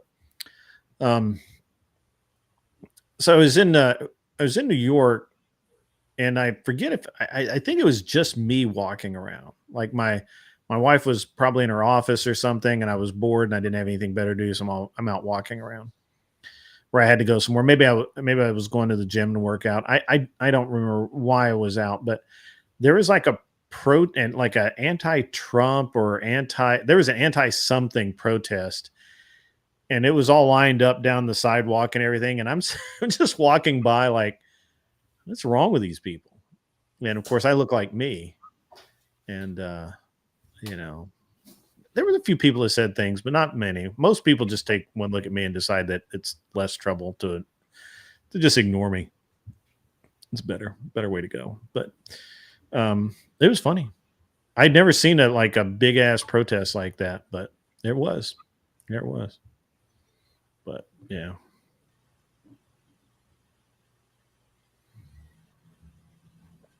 Silver Ogre, that I've heard that as well, and I think you're right. I think it is. Remove the nuts and fruits, and you're left with a bunch of flakes and not melted nuts. That's the way it is. So anyway, Arthur Dyer, did you have anything else? Any burning questions, thoughts, concerns? Or were you just put up to this by Mr. Boulez? Mr. Boulez starting nonsense. Mr. Boulez is trying to start drama. He's trying to start drama. I mean, I'm always up for a good, argument fight. I don't really have any arguments tonight. I could come up with one, but I don't really have any like hot takes or anything. I think it's interesting that we have so many young people these days have such a problem talking to anyone, their parents, their teachers, other people. So I think it's interesting. Probably sad and probably wrong, but mostly just interesting. I find many things interesting that I probably should be far more concerned about. So, have you been watching any of the DNC? No. No. John Deadman, that's fine. Is Speakeasy on Tuesday nights? He asked me to be a mod, and he's like, okay, will you mod debates for me? I'm like, yeah, sure. And then I haven't heard from him at all. Maybe I need to do that. So maybe I need to do that. Maybe not. I don't know. Yeah. I'm going to have to watch I didn't watch any of the Whatever podcast last night. Like I got in and I was like super tired, and I started to turn it on, but then I was like, fuck it. I'm going to sleep. And that's exactly what I did. I went in. I watched a movie or most of it, and then I went to sleep. So I had it playing on my phone and fell asleep listening to it, and then woke up around 2 a.m. to hear Rachel come on and just rip the girls a new one. Yeah, that's I'm gonna have to watch You that. need to go watch it. It's not a super long segment, but she went all out. I like Rachel a lot. I should have her back on the show. She came on a couple of times, and I should reach out to her and get her to come back on and chat for a little while. So I got a lot of things I really need to do. I just got to get some stuff straightened out first. I heard that too, Jess. I'm not really sure that that's accurate, but okay. So that is accurate. The party of death was offering there. So it was the Planned Parenthood people had a large truck set up outside of the DNC, and they were offering free vasectomies to anyone who wanted to come in. And then they were offering medical abortion. So like they'd prescribe you the pills if you wanted that, not surgical abortions. Right. But, it really, what happened to like safe, legal, and rare with this crowd, where there was at least some modicum of acknowledgement that, it's sad if there's an unwanted pregnancy, that it should be rare, that there was at least a potential for a life of a baby that's no longer going to be there. But now it's just like a cool thing. You go and get your abortion pills and get your vasectomy so you can, I guess, continue the depopulation of the planet. It didn't work out very well for China. I have to be honest with you. And I said this somewhere the other day. I was talking to somebody on a panel or something, and I said, I honestly don't care if the Democrats. As a matter of fact, I kind of support all the leftists doing all they can to destroy themselves, not reproduce themselves. But here is my problem. So Andrew, I see that as a win-win-win for me, right? Like, on some level, yes. But Andrew likes to point out that he thinks we will win, we meaning the conservatives, because the Dems are so focused on never having children and aborting their children and whatnot. Yes. The problem is they have taken over our public school system and all of higher learning. And so they take our kids and turn them into liberals. They want to take our children and indoctrinate them to be like them. This is why you have Gay Pride Month showing up in your 3-year-old's daycare. And I know you've moved him since, but like, we dumped that shit. And I think a lot of people shouldn't be thinking about that crap at age 3. Yeah. Yeah, it's interesting because I think we were just one of many that left that particular daycare. They're having a real problem. And I don't think the guy who owns it understands why they're having such a because I was told that the same guy owns both of the ones that are in town. And of course we left and other people left. And I don't think he understands that it's the policies of the management that are the problem. That and an exceedingly high turnover rate. So I don't know. It's fine with me. Let them go out of business. Here's the thing. If everyone simply pays attention and votes with their wallet and their feet, then it dies on the vine.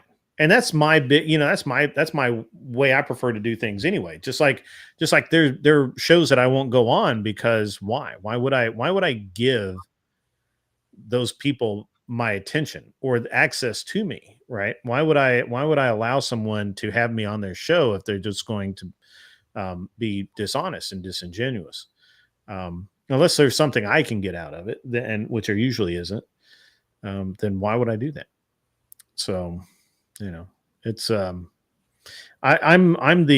it's better to just let it die on the vine than to sit there and argue and fight with someone who's never going to change their mind anyway. Right? Like this is actually my problem with modern conservatives is we're supposed to be conservative. And so rule number 1 is don't argue with idiots. Right? Like just vote with your wallet and your feet. Don't go to those schools, right? Move. Move your kids. If there's a school that that, let's say you have to go to public schools, right? Then get on the school board and be active and push those people out because they don't have kids and you do. I mean, I very much agree with you. The problem is that they take our tax money and they give it all to the teachers union and the public schools, and they refuse to allow school vouchers. So it works if you're wealthy enough to be able to afford to send your kid to a private school, or you can have your wife stay home and homeschool your kid. I was homeschooled from grades 5 through 12. Rumpelstiltskin's up? What? Viking Paradigm is in the chat saying he was homeschooled. And I was so lucky. Well, homeschool is going to be the next target. Homeschool is the next target. I'm sure it will be, but not everyone can afford to do that. I mean, particularly if you're a single mom. That's a bullshit cop-out. Not everybody can vote, but yet we all should. That's a bullshit cop-out. I refuse to accept that. Let's think this through. If you're an I refuse to accept that. I went to a military school on a scholarship because I worked my balls off, not because my parents could afford it, right? Like I did not want to be in public school. I disagreed with literally everything my teachers was telling me. And I wanted a better education. And so I went and got it as a kid. Kid, parents, no, this is the kind of bullshit that drives me fucking insane. So I have a friend of mine, actually. She's divorced. She has a kid. By all metrics, she is not on our side, and yet she is. She's a very based human being. I really like her. She's a good person and all of that. So her child got into some issue with compliance at school because it didn't agree with her belief. Like, she's a conservative. She's a Trumper, whatever. And I'll have to look it up and I'll see what, and the kids, I forget her daughter's real name, but literally everyone calls her Pixie, right? Like, that's just who she is. Anyway, I digress. And this is in Wisconsin, I think. Pretty sure it's Wisconsin. I'll look. And so Kita, did not stand. Actually, she stood up for her daughter, but her daughter stood up for herself, and they went back to the school system and forced them to not only allow, and I'm trying to think of what the specific issue was. I think that it had something to do with the 2016 election or something. Like it was something like a shirt that was political or something, and everybody else gets to wear their bullshit political shirts, and she couldn't wear her shirt, whatever it was. I forget what it was. They took it all the way to the school board and they won because they wouldn't back down. And they wouldn't just say, no, it's okay. None of that. And this is a kind of nonsense. It just drives me crazy, is that there's so many of us are, they're just going to block us in the school board. Oh, they take our money, they give it to teachers unions. Yes, they do. And we need to stop that. We, as a complete group of people, need to say, no, don't do that. I mean, this is the same group of people, though, that put parents attending school board meetings on the FBI's wanted or watched list. Fine. For doing that. Fine. Who cares? Who cares if you're on a list? This is not an excuse. I'm on all the list. I own suppressors. I own fully automatic weapons. I'm on all the list. Who the fuck cares? Put me on the list. Put me on the list twice. Job. I'm not. Who cares? This is always a cop out. There's always, my mom does the same bullshit. This is something my mom does that just drives me fucking insane. It has always driven me insane. I'm not picking on you. My mom is a good hard worker. All her life, when I would, especially when I started my own businesses, you might fail. Are you sure you want to spend all that money? You sure you want to do that? Why, wouldn't you be happier working in a nice union job? Union will protect you. I don't fucking need a union to protect me. All my life, I've been listening to people tell me why they can't get shit done. Do you know the difference between me and those people? I didn't fucking listen, and I went and got shit done. Just like my kid. I hope the other school goes out of business. I hope they do. I just imagine though for a moment. So within like the African American community, imagine 30% of your high school class for your freshman year says we're not coming to school because we don't believe in this bullshit gay nonsense, and we're just not coming. So I was going to try to point out that single motherhood is averaging about 70% in Black communities. There's around 40% in Latino. I think it's a little bit less in white.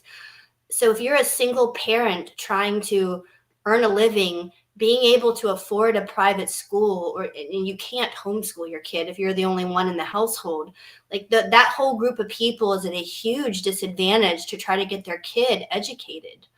If you're working 60 or 70 hours a week, it's hard to go and be on the parent-teacher association and visit the school board meetings and get put on a freaking FBI watch list by these people who absolutely lawfare. All I'm hearing is excuses. Arthur Dias, stop it. Be better than this. You were better than this. Those people are better than this.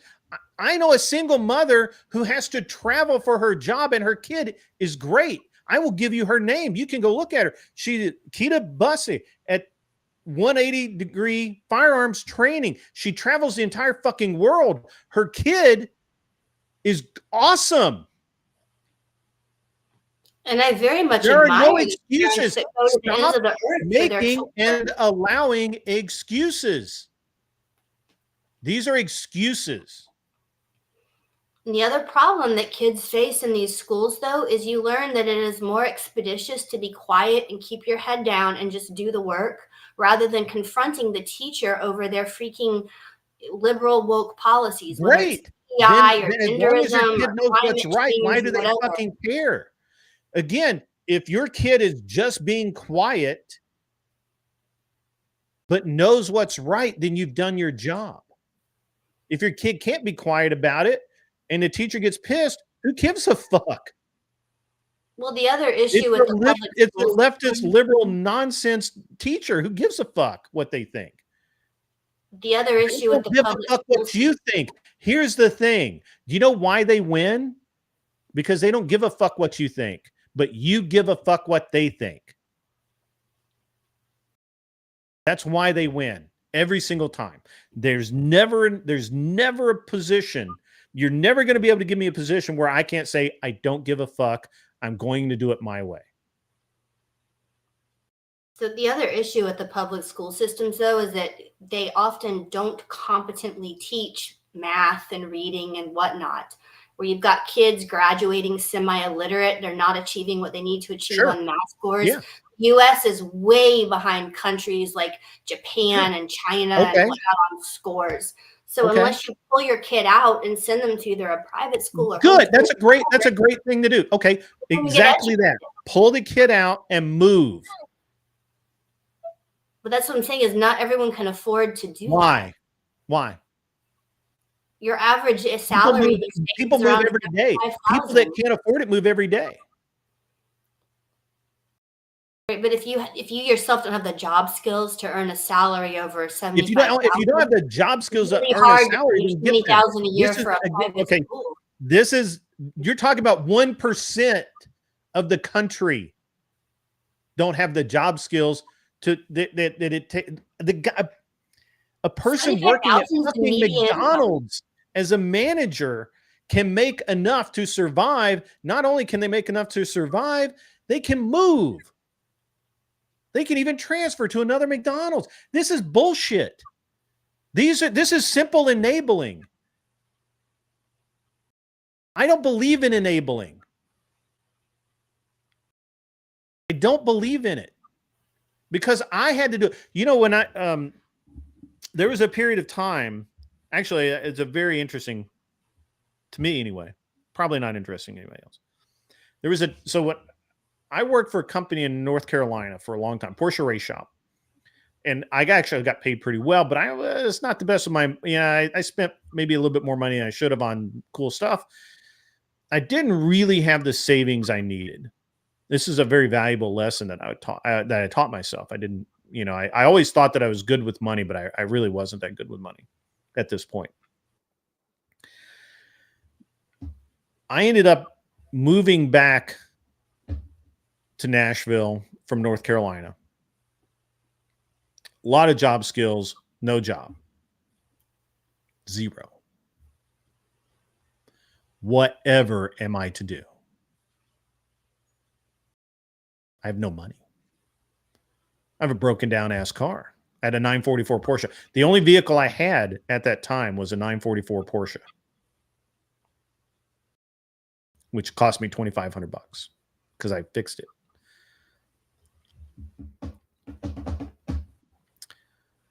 So I picked myself up by the balls and I said, I got to find a fucking job.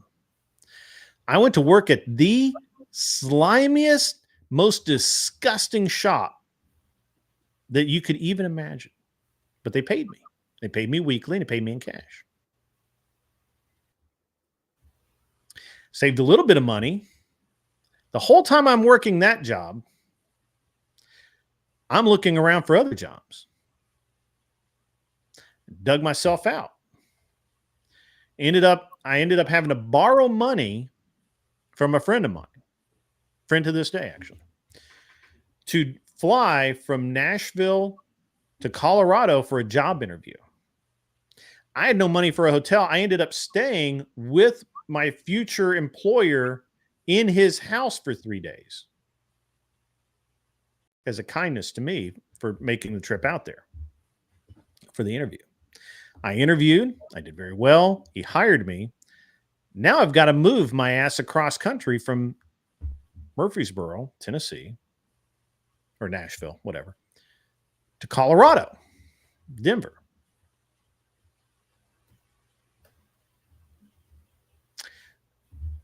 So I had no real money, but by this time I'd gotten a truck. It was an older truck, but I had a truck. I parked the 944 because I couldn't afford to take another car with me. I had been working with a BMW client that loaned me $5,000 to move across country. It was against future work, but still, he had no reason to do so. But I'd proven that I was trustworthy, and he trusted me with $5,000, which was a lot of money to me at that time. So I moved my ass across country. I slept in my truck for 3 days until I found a place to live. And I rebuilt my entire life. I accept zero excuses, Arthur Dio. I don't give a shit if you have $10 in your pocket. At some point, I've had less and I've done more. There's never a situation where I will accept you can't do this. Or this person is in such a bad situation they can't do it. Because they fucking can if they want to. I've never met somebody that couldn't. I know people right now that have been divorced or single moms or recovering drug addicts. I fucking hire those people. I give them jobs. And sometimes they disappoint me, but oftentimes they don't. The contractor that rebuilt one of my rentals had just gotten out of prison. He was a meth guy. He fucking did meth. He sold meth. For all I know, he fucking made meth. And then he went to prison and he got out. And he scraped up enough to have a truck and get a crew together, and he remodeled the house, and I paid him $5,000 a fucking week to do it. I refuse to accept in any situation I can't fucking do it. because you can. You just can.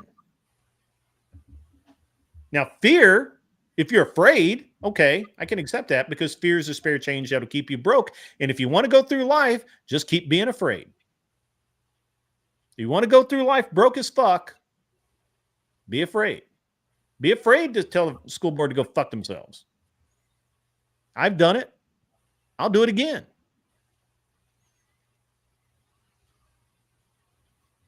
I told this public school in California that they had to do better because it was unacceptable for a teacher to call me to tell my son who's in the first fucking grade what to do. She's the teacher. She's supposed to be in charge. It's unacceptable for her not to be able to do that. And I told him, you got to fix that shit. I refuse to accept that. 100%. As a parent, I refuse to accept it.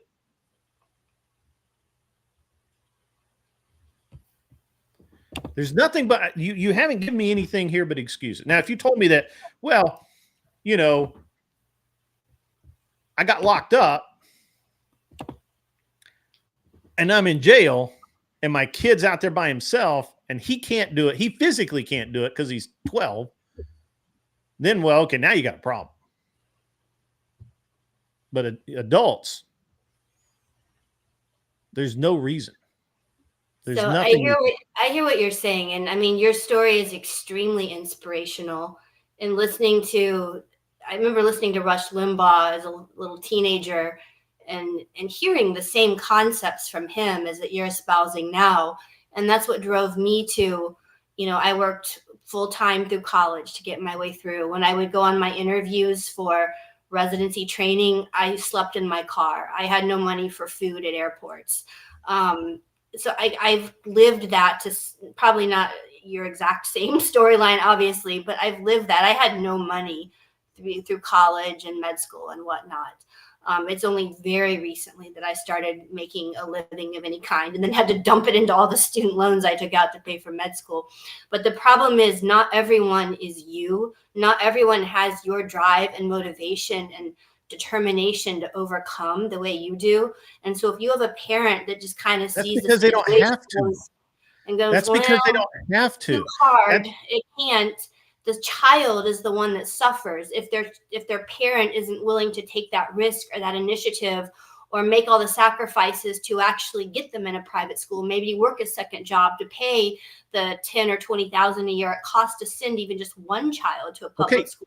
I can agree that people are pieces of shit. Kids are the ones that get screwed. I can agree that people are pieces of shit. If you had led with that, we would have been in agreement. I do not accept can't. I do not accept a woman who's working 60 hours a week that can't put her kid into a better school. I don't accept that. That's impossible. That's an impossible thing. Because I know people that do it. It may not be convenient. It may not be fun. It certainly is not going to be easy. But if you tell me that, hey, this person's really trying and they just can't get ahead, I disagree with that. I believe that obviously you're probably not really trying. If you tell me that people are pieces of shit and they want the easy way out and they're doing stupid ass shit like taking out $250,000 for a fucking degree in a field where the maximum amount that they could make as an employee somewhere is $80,000 a year, that's dumb. Like, that's fucking dumb. Don't do that. I agree that people are pieces of shit. And I agree that most people would rather lay down and bend over and take it than not.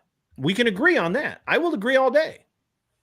But saying can't, you can't fight City Hall. People fight City Hall every day. It's one of the best things I've ever seen on the internet is all the videos of people who go up in front of these school boards and say, no, you're not putting nudity in my kid's library. No, you don't get to have this piece of shit author endorsing things that I don't believe in my kid's library. No, you can't have demonic nonsense where 8-year-olds can read it. Like, no, you can't do that.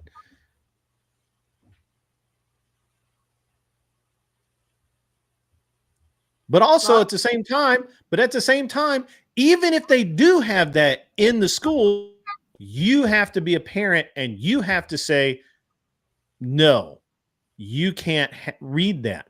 If you want to read it, you can do that when you're older, and you and I will sit down and talk about it, but you're 8 years old and you don't get to do that because you're my kid. I do that all the time with my son. My son's always like, oh, I want to do this. I'm like, nope, can't do that. Well, I'll give you an example of a friend of mine. She is a single mother. She doesn't get any alimony or child support whatsoever. The guy is a complete deadbeat, so he goes out of the country to avoid ever being found or paying taxes or anything. He comes in occasionally and sees his kid maybe once a year, every 2 years. She lives with her parents because she wants to have a role model for her son, for her father, who does have dementia. And that's the only way she can afford to have a house, is to kind of group everyone together. And she works as an esthetician, so she doesn't really have a lot of job skills. So she works tons of hours per week, but she can't afford to put him in a private school. And I've helped the child with his homework. He's, I think, 9 years old. Aren't anesthesiologists, aren't they paid like a lot? No, she's an esthetician. Sorry. So she does like hair and nails and facials and beauty stuff. Cosmetologist. Like a cosmetologist. Yeah. Not an anesthesiologist. This is not a doctor colleague. No, this is a single mom who works. You know, she got like a certificate in where does she live? Or something. This is in Gainesville, Florida. Okay. Gainesville's not too super expensive. So she can't afford to put her son in a private school here. But what? Again, you don't have to. That's my point. You can change the school systems from within. You look, if I was able to do it partially because I want my kid to kind of have the same experience I did, because I had a really good experience in the military school I went to. There were I learned a lot from a lot of very wealthy people, right? And I worked my ass off to do it. Unfortunately, those opportunities are no longer there because the culling back in the late 90s, right? Like that, they just don't exist or mid 90s, I guess. They don't. There's just not as many out there. There just aren't, unfortunately. So for us to send him to military school, he'd have to go out of state, which is possible. He would love that, I think, but we're lukewarm on the idea. When he was in public school, I got involved and I made sure that the public school was meeting my expectations. I did not accept what they said. They work for me. I don't give a shit about a teachers union. Who cares? Why does the teachers union is not going to go to take up for one teacher or one school and risk losing their little grip on reality where everybody else does. Also, by the way, Tennessee is actually about to pass a law that says that you can have school credits. And what's more is what I'm actually really hoping for is they get away with property tax altogether so that I'm not paying for other people's kids to go to school. They get to pay for their own kids to go to school. It'd be great. We'll see. Texas is about to do the same thing. So saying that it's not going to happen is wrong. It may not happen where you live because too many liberals, but it may happen where I live. I'm going to respond to Viking Paradigm's comment. So she made bad, easy choices for her work in a flooded, mainly female trade. That's why she has problems. Again, bad choices. If you want to help her, cool. And she'll readily tell you that, yeah, becoming a single mother was a terrible idea. She very much regrets it. She does the best that she can now. But I'll just tell you, when I've helped her child with his homework before, he is not and he's a very disciplined, good kid, but he's not at the same level of what I know my sisters were when they were in the same grade, because I used to help them with their school stuff. And I don't know what she can do about that, because the school is what it is. She can't send them to somewhere better. She's trying to hire. Okay. All right. Hold on. Stop. So definitely bad choices in the beginning cause this, but the kid is the one that suffers. Stop. I already heard that. I heard you the first time. Okay. I didn't need it repeated. Everybody heard you. Here's the thing. I didn't learn jack shit in public school. As a matter of fact, public school is so easy for me, it was ridiculous. I learned, and I believe most people should learn outside of school, even college. You know, I went to college to get a degree, but I didn't actually learn shit in college, really. I mean, I learned a few things, and especially when I was doing the hard sciences. But once I moved out of the hard sciences, I mean, psychology was just not that hard.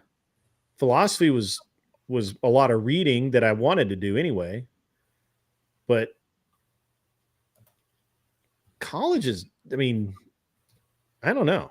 It could just be the way my brain works. But even my kid today, he has 2 hours of homework a night, but he still reads on his own. He still educates himself. If your kid's dumb, if your kid doesn't understand life, that's the failing of the parent, not the school system. People have to quit ceding their jobs as parents, and the kids have to be taught from the word go that it's their job to educate themselves. And the only thing that school's there for is because you have to go.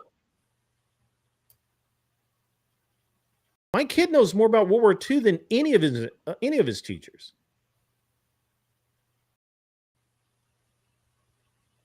Because he reads about it all the fucking time.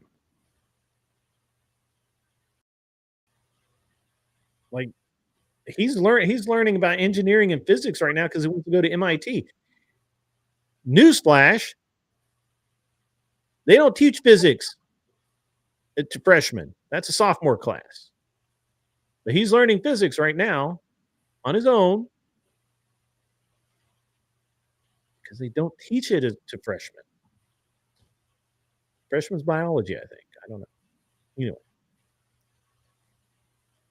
I don't buy this. I just don't buy it. You want to make it, you want to make excuses for your friend. I get it. Sorry. It doesn't fly. Well, it's not so much to make an excuse for her, because she tries her best, but the reality is that her kid is the one that suffers from her past mistakes. Okay. So her and child, that's my problem in what way? Okay. First of all, that's not my problem. Not my problem. It is her problem. If you are her friend, you should be telling her, hey, you need to teach your kid stuff the schools aren't teaching her. Or him. I don't know what you said, but. Oh, what I was saying is that her child is going to struggle to be like yours because the environment they grow up in is so different. Because the parent sucks. Right, but it's the kid that suffers when the parent can't do. That's life. Sorry. My mom sucked. My mom told me my mom would never start a business. I became an entrepreneur. I had to go to school myself. I had to get a scholarship myself. My two brothers went to the worst high school in our district. I did not, because I chose not to.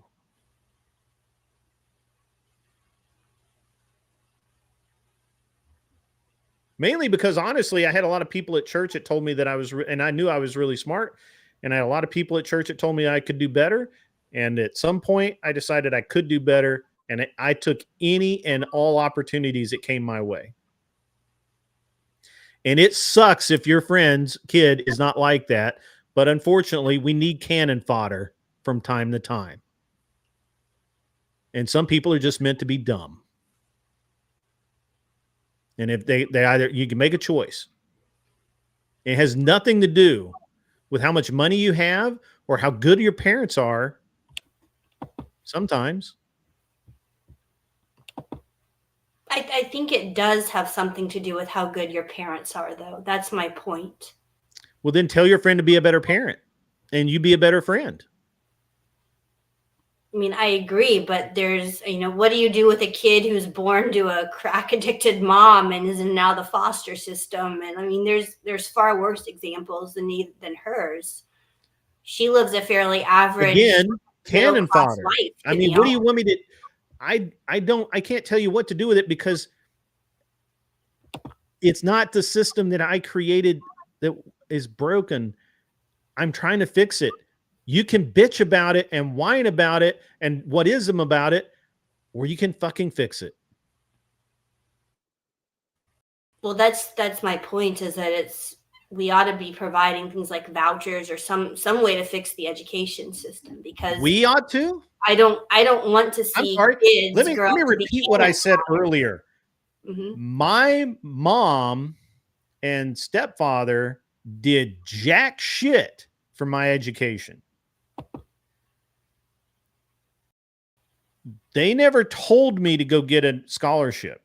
They never told me to do anything. My younger brothers both went to shitty high school. The shittiest high school literally in the entire city, because they didn't even have the grades to get into the good high school. It was literally the high school that the people who probably are going to fucking fail in life went to. I did not go to that high school, but that's beside the point. See, you're the exception to the rule, though. You're our exception. But I should be the rule. So well, if you I take should be the like rule.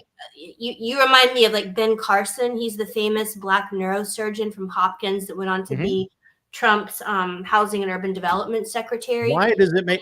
I'm not special. He came from nothing, right? He came but from I'm nothing. Not a single mom and the ghetto, basically. And but I'm not special. Brought himself out. There's nothing special about me. The majority of people that are born into a circumstance like his will not. But I'm not special. I just didn't want to be poor. It's that simple. I'm not special. I'm not particularly smart. I'm definitely not good looking. And I didn't have any advantage in life whatsoever. None. Zero. When every time somebody says, well, these advantage kids have so much of an advantage. Bullshit. Bullshit. I was not a stellar athlete. I did not have a chance to get a scholarship based on being a football player or a basketball player. I couldn't even afford a fucking basketball uniform.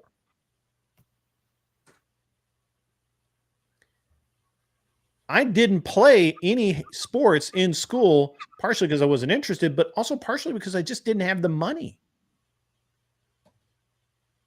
I never, ever want to I will never accept the privileged edition, because I'm not. I don't believe in it. What I believe in is I believe there are shitty people out there. And your friend sounds like a shitty person. I'm sorry. Do you want your kid to have better? Then make it better. Do you want to hide behind, I don't have any money? Do you want to hide behind, well, my teachers aren't teaching me anything? Who the fuck cares? The teachers don't teach shit anyway. They never have. Ever. There's never, ever, once, not even one time in history that since fucking Aristotle was holding class on mountains, there's never been a time where teachers actually taught anything that you didn't want to learn.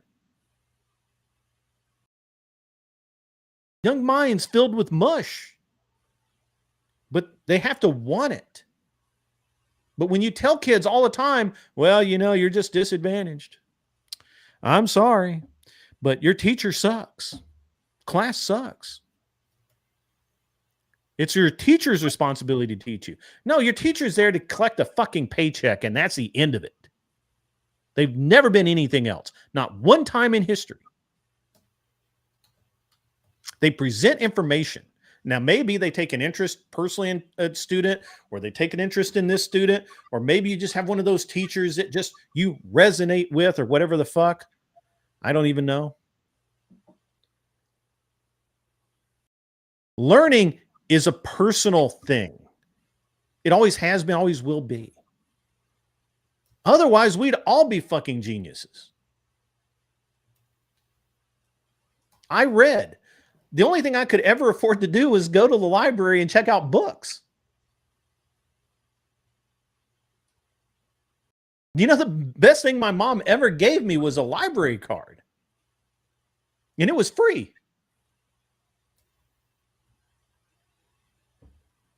I read every fucking thing I get my hands on because I never wanted to be poor again, ever. Not ever.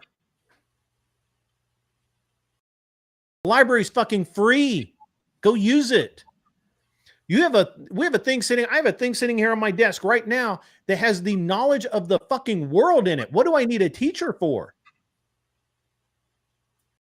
How disadvantaged can you possibly be in today's modern society?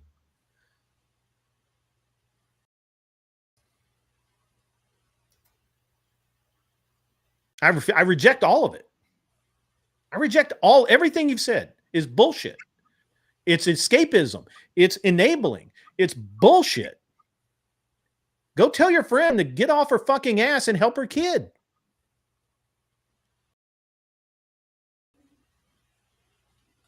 How hard is this? I can learn, literally people that don't know anything about how to paint cars can paint a car by watching videos on fucking YouTube. This is how we learn. You don't learn sitting in a classroom. You get grades sitting in a classroom. And that's it. That's it. That's all you get. That's why none of this makes sense to me. Because you're talking to somebody that never had any of the advantages that you keep saying that people have.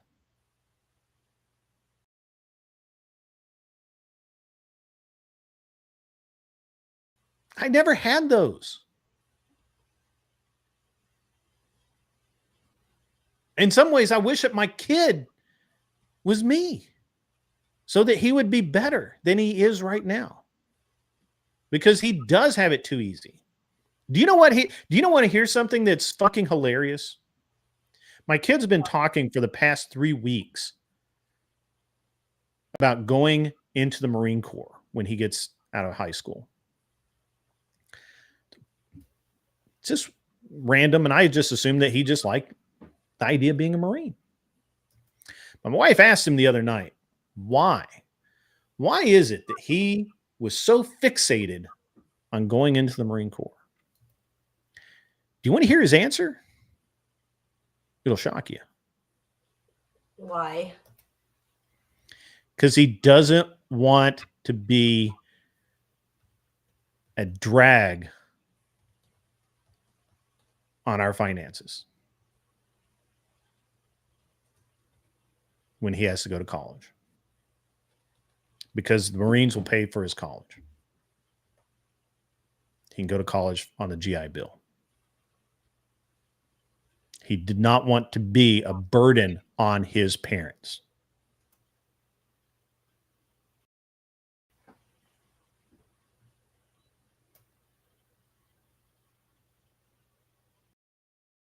Now this is a kid that has everything.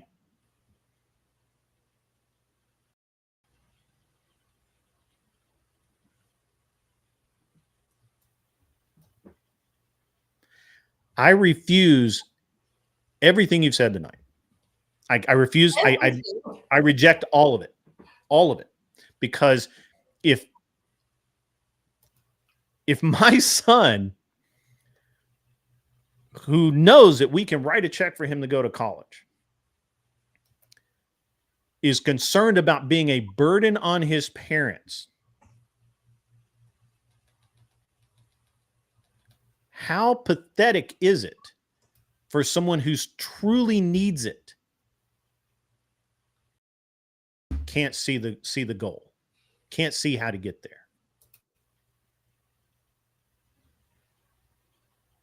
We actually told him that college is probably going to be cheaper than a private school he's in right now. We'll be like saving money every month if he actually went to college.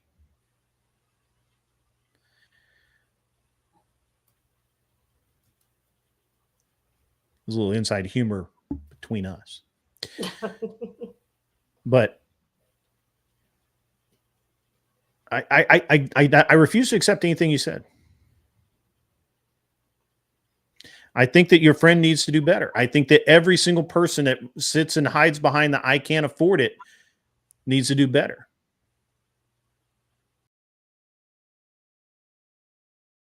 And there's no excuse not to. None.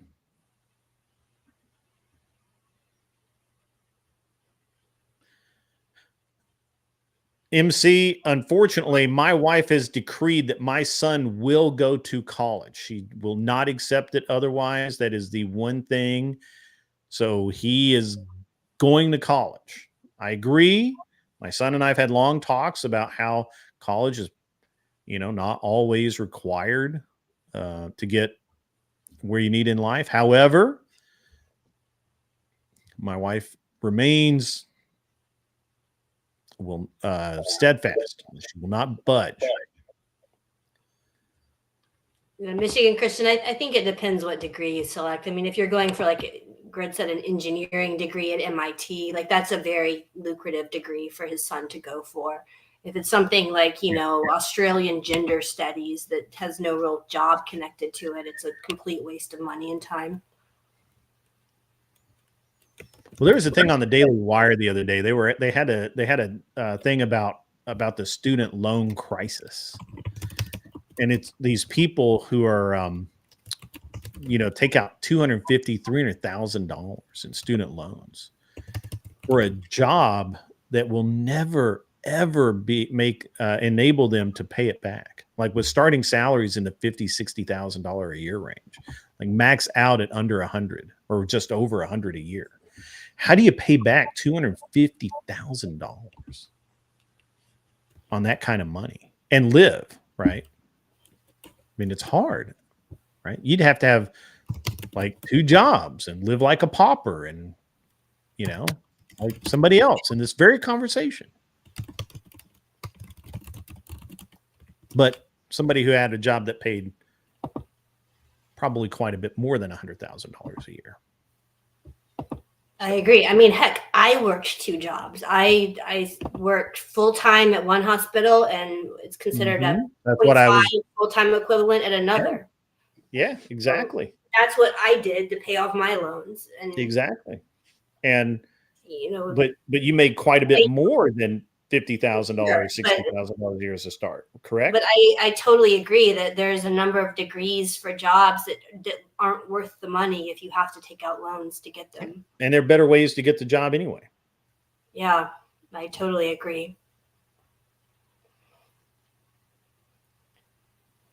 And Michigan Christian, you've got to be very careful with that public student loan forgiveness thing.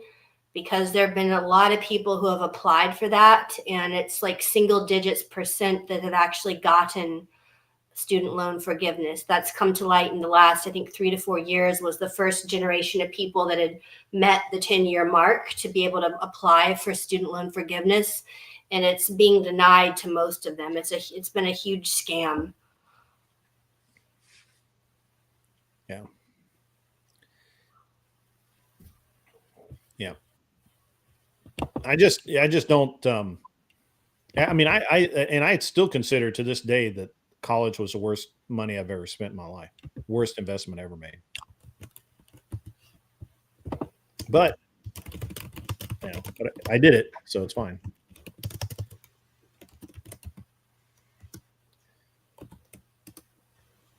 Wait, what? Clover Tack, your wife is still paying on her loan? Oh my God, 25 years? Oh my Good God. Lord, Clover Tack.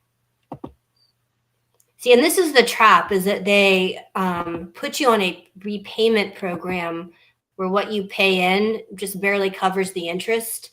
And so there's a lot of people who've been paying on their loans for 20 and 30 years. They send in their payment faithfully every month, and they never make any dent in the principal. It just is an endless cycle. Yeah, that 25 years. How long did it go? How long? So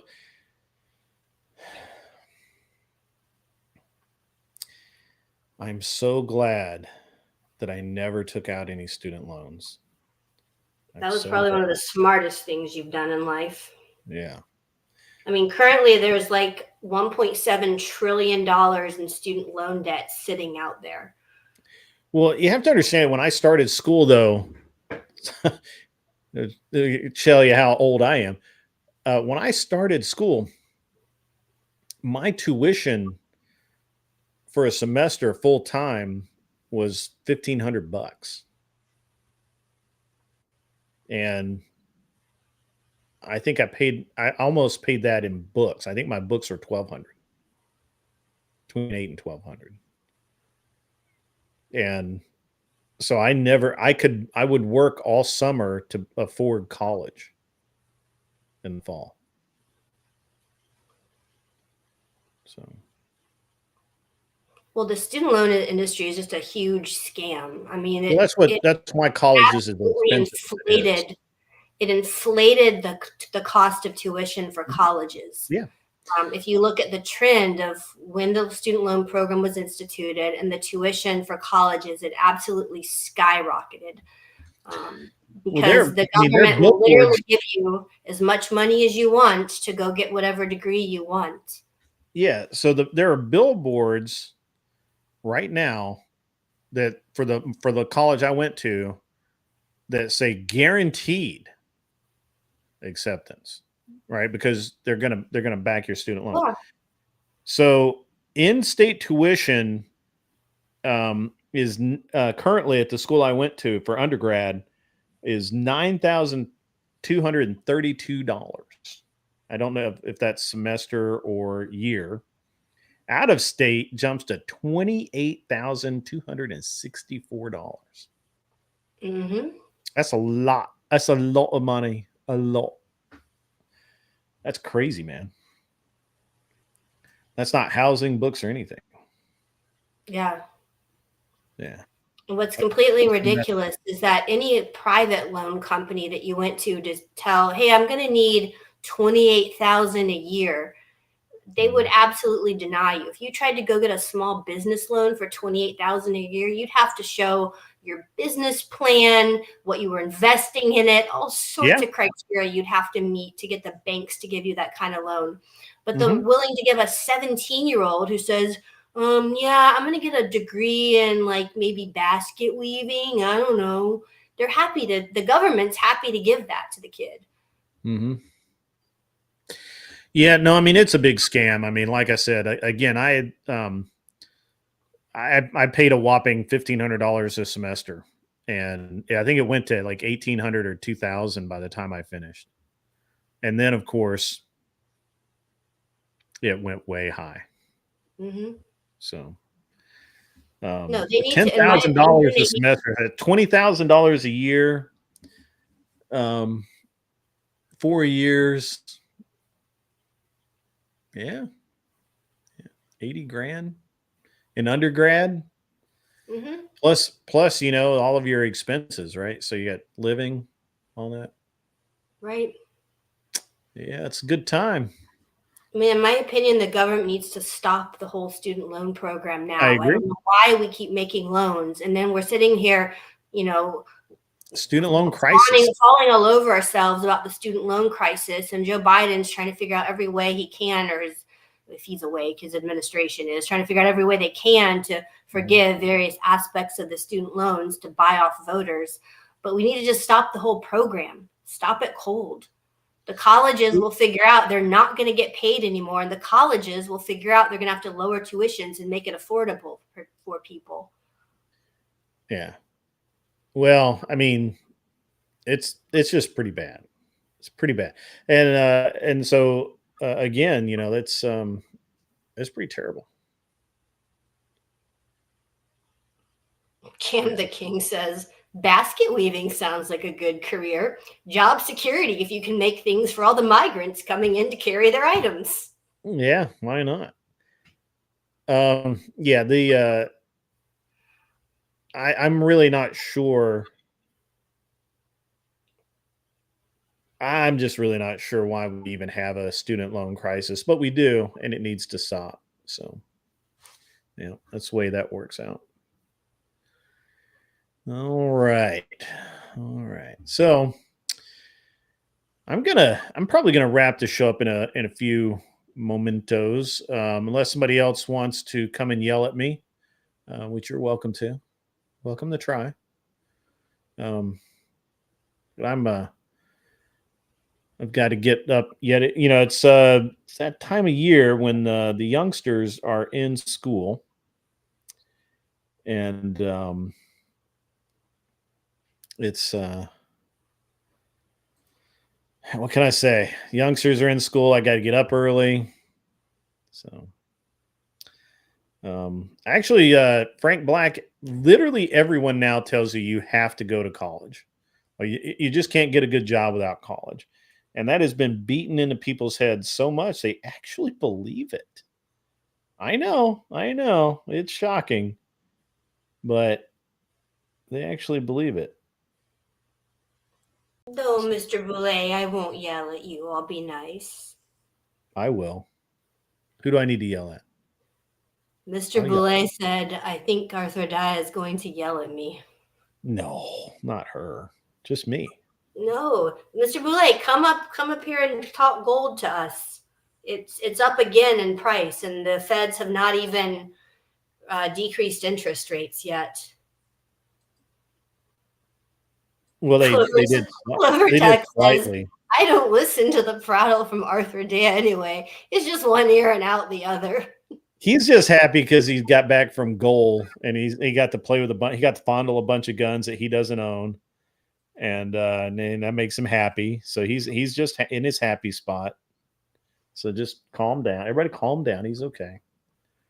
So Clover Tack's not listening to me. We know that Michigan Christian is suffering from an ear infection, so he's probably not really listening to me either. Is anyone listening to me prattle? Probably not.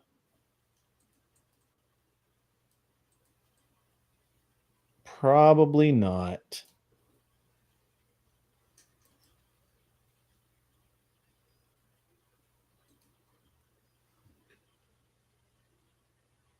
Yeah.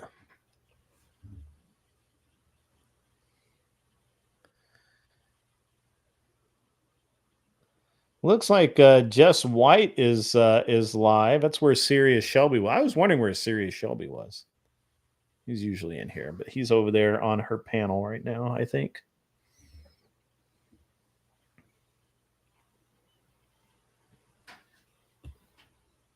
I just don't agree with that. I really don't like I don't like it when people start using excuses. It just bugs me. I can't even tell you how much it bugs me. Like it's like, no, don't do that. There are better ways to aggravate me, but not by much.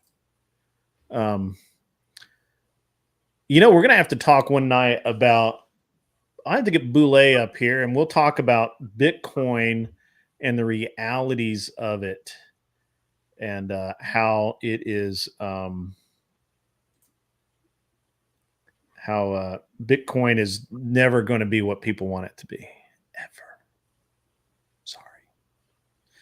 Sorry, guys. You got Trump at the Bitcoin conference promising for the federal government to purchase Bitcoin if he's elected. Well, so the way to look at Bitcoin right now, I think, is that it's a reason to, if you are going to invest in something, it's something that you can probably invest in and make money for a little while. But it's a way for it's a way for governments to track money that people believe is untrackable, and that's basically the end of it. Any idiot that thinks that Bitcoin was ever going to be a currency is obviously not thinking properly. Because if you wanted Bitcoin to be a currency that you used, you would want it to go down in value to where people could actually use it as currency. When something's at such a high rate of value, which it is, then it does not help you. It does not become a currency. In fact, it becomes an investment tool. And as an investment tool, it's not a good one. I think there are better. I think there are better investment tools. They do break it down, though. They break down units of Bitcoin into millibitcoin, which is a 1/1000th of a Bitcoin, and then into Satoshi, which is 1/100 millionth of a Bitcoin. Because you're right, the Bitcoin itself is worth I think $67,000 in some odd sense at this point. So it's going to crash. It's going to crater. Not a very useful currency. Yeah. I can't go buy one Bitcoin of something. It's ridiculously expensive. But that's how they've broken it down in order to make it a more usable currency. It's not a currency. Well, it's not, and it never will be. Never will be. It will, however, it's a very effective tool to track currency. Very effective. Cash is the least trackable method of payment, period. And it's trackable. It's just hard. Bitcoin's so easy to track. It was retarded to ever think that it wasn't.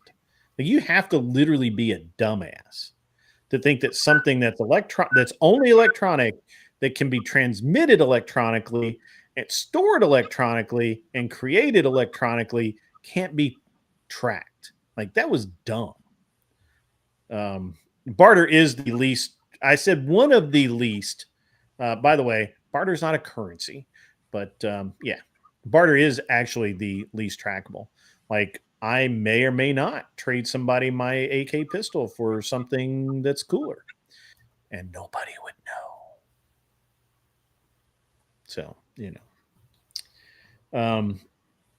not that I would. I like my AK pistol, but still, just saying, could happen. Could happen. Yeah.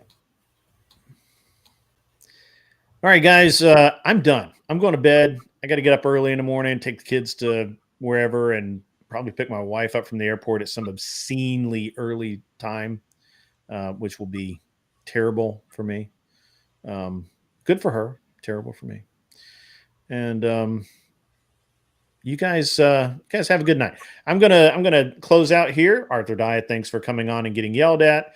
Everyone else, thanks for coming and listening to me yell at everyone. And you guys have a great night. Tomorrow afternoon, I'll do the day shift. We're going to talk currency and money and finance and all that kind of cool stuff. And then we will be Friday night. I'll be back with the Cool Guy Show. So you guys have a good rest of your evening. You're going to go over and hang out with Jess for a little while. And again, try and send if you can send Glenn a few shekels. I'm sure he'd appreciate it, and it'll be good for him. For me, all I really would like from you guys is please like, subscribe, and share. I mean, most of you guys are probably subscribed, but share it out to wherever you share things, and we'll get some clips together so you can share those and start really advertising. And I believe leaving comments underneath after this closes out from the live session, that also helps with audience engagement and comment algorithms to spread the show. If everyone could leave a positive comment or negative comment of some sort. Tell me I'm wrong. Tell me I'm a dick. Tell me what an idiot feminist I am. You just misled, I think. I think that I don't know. It's weird. Anyway, guys, have a great night. Enjoy Jess's show. We will see you back tomorrow. Night. Go away. Get off my lawn.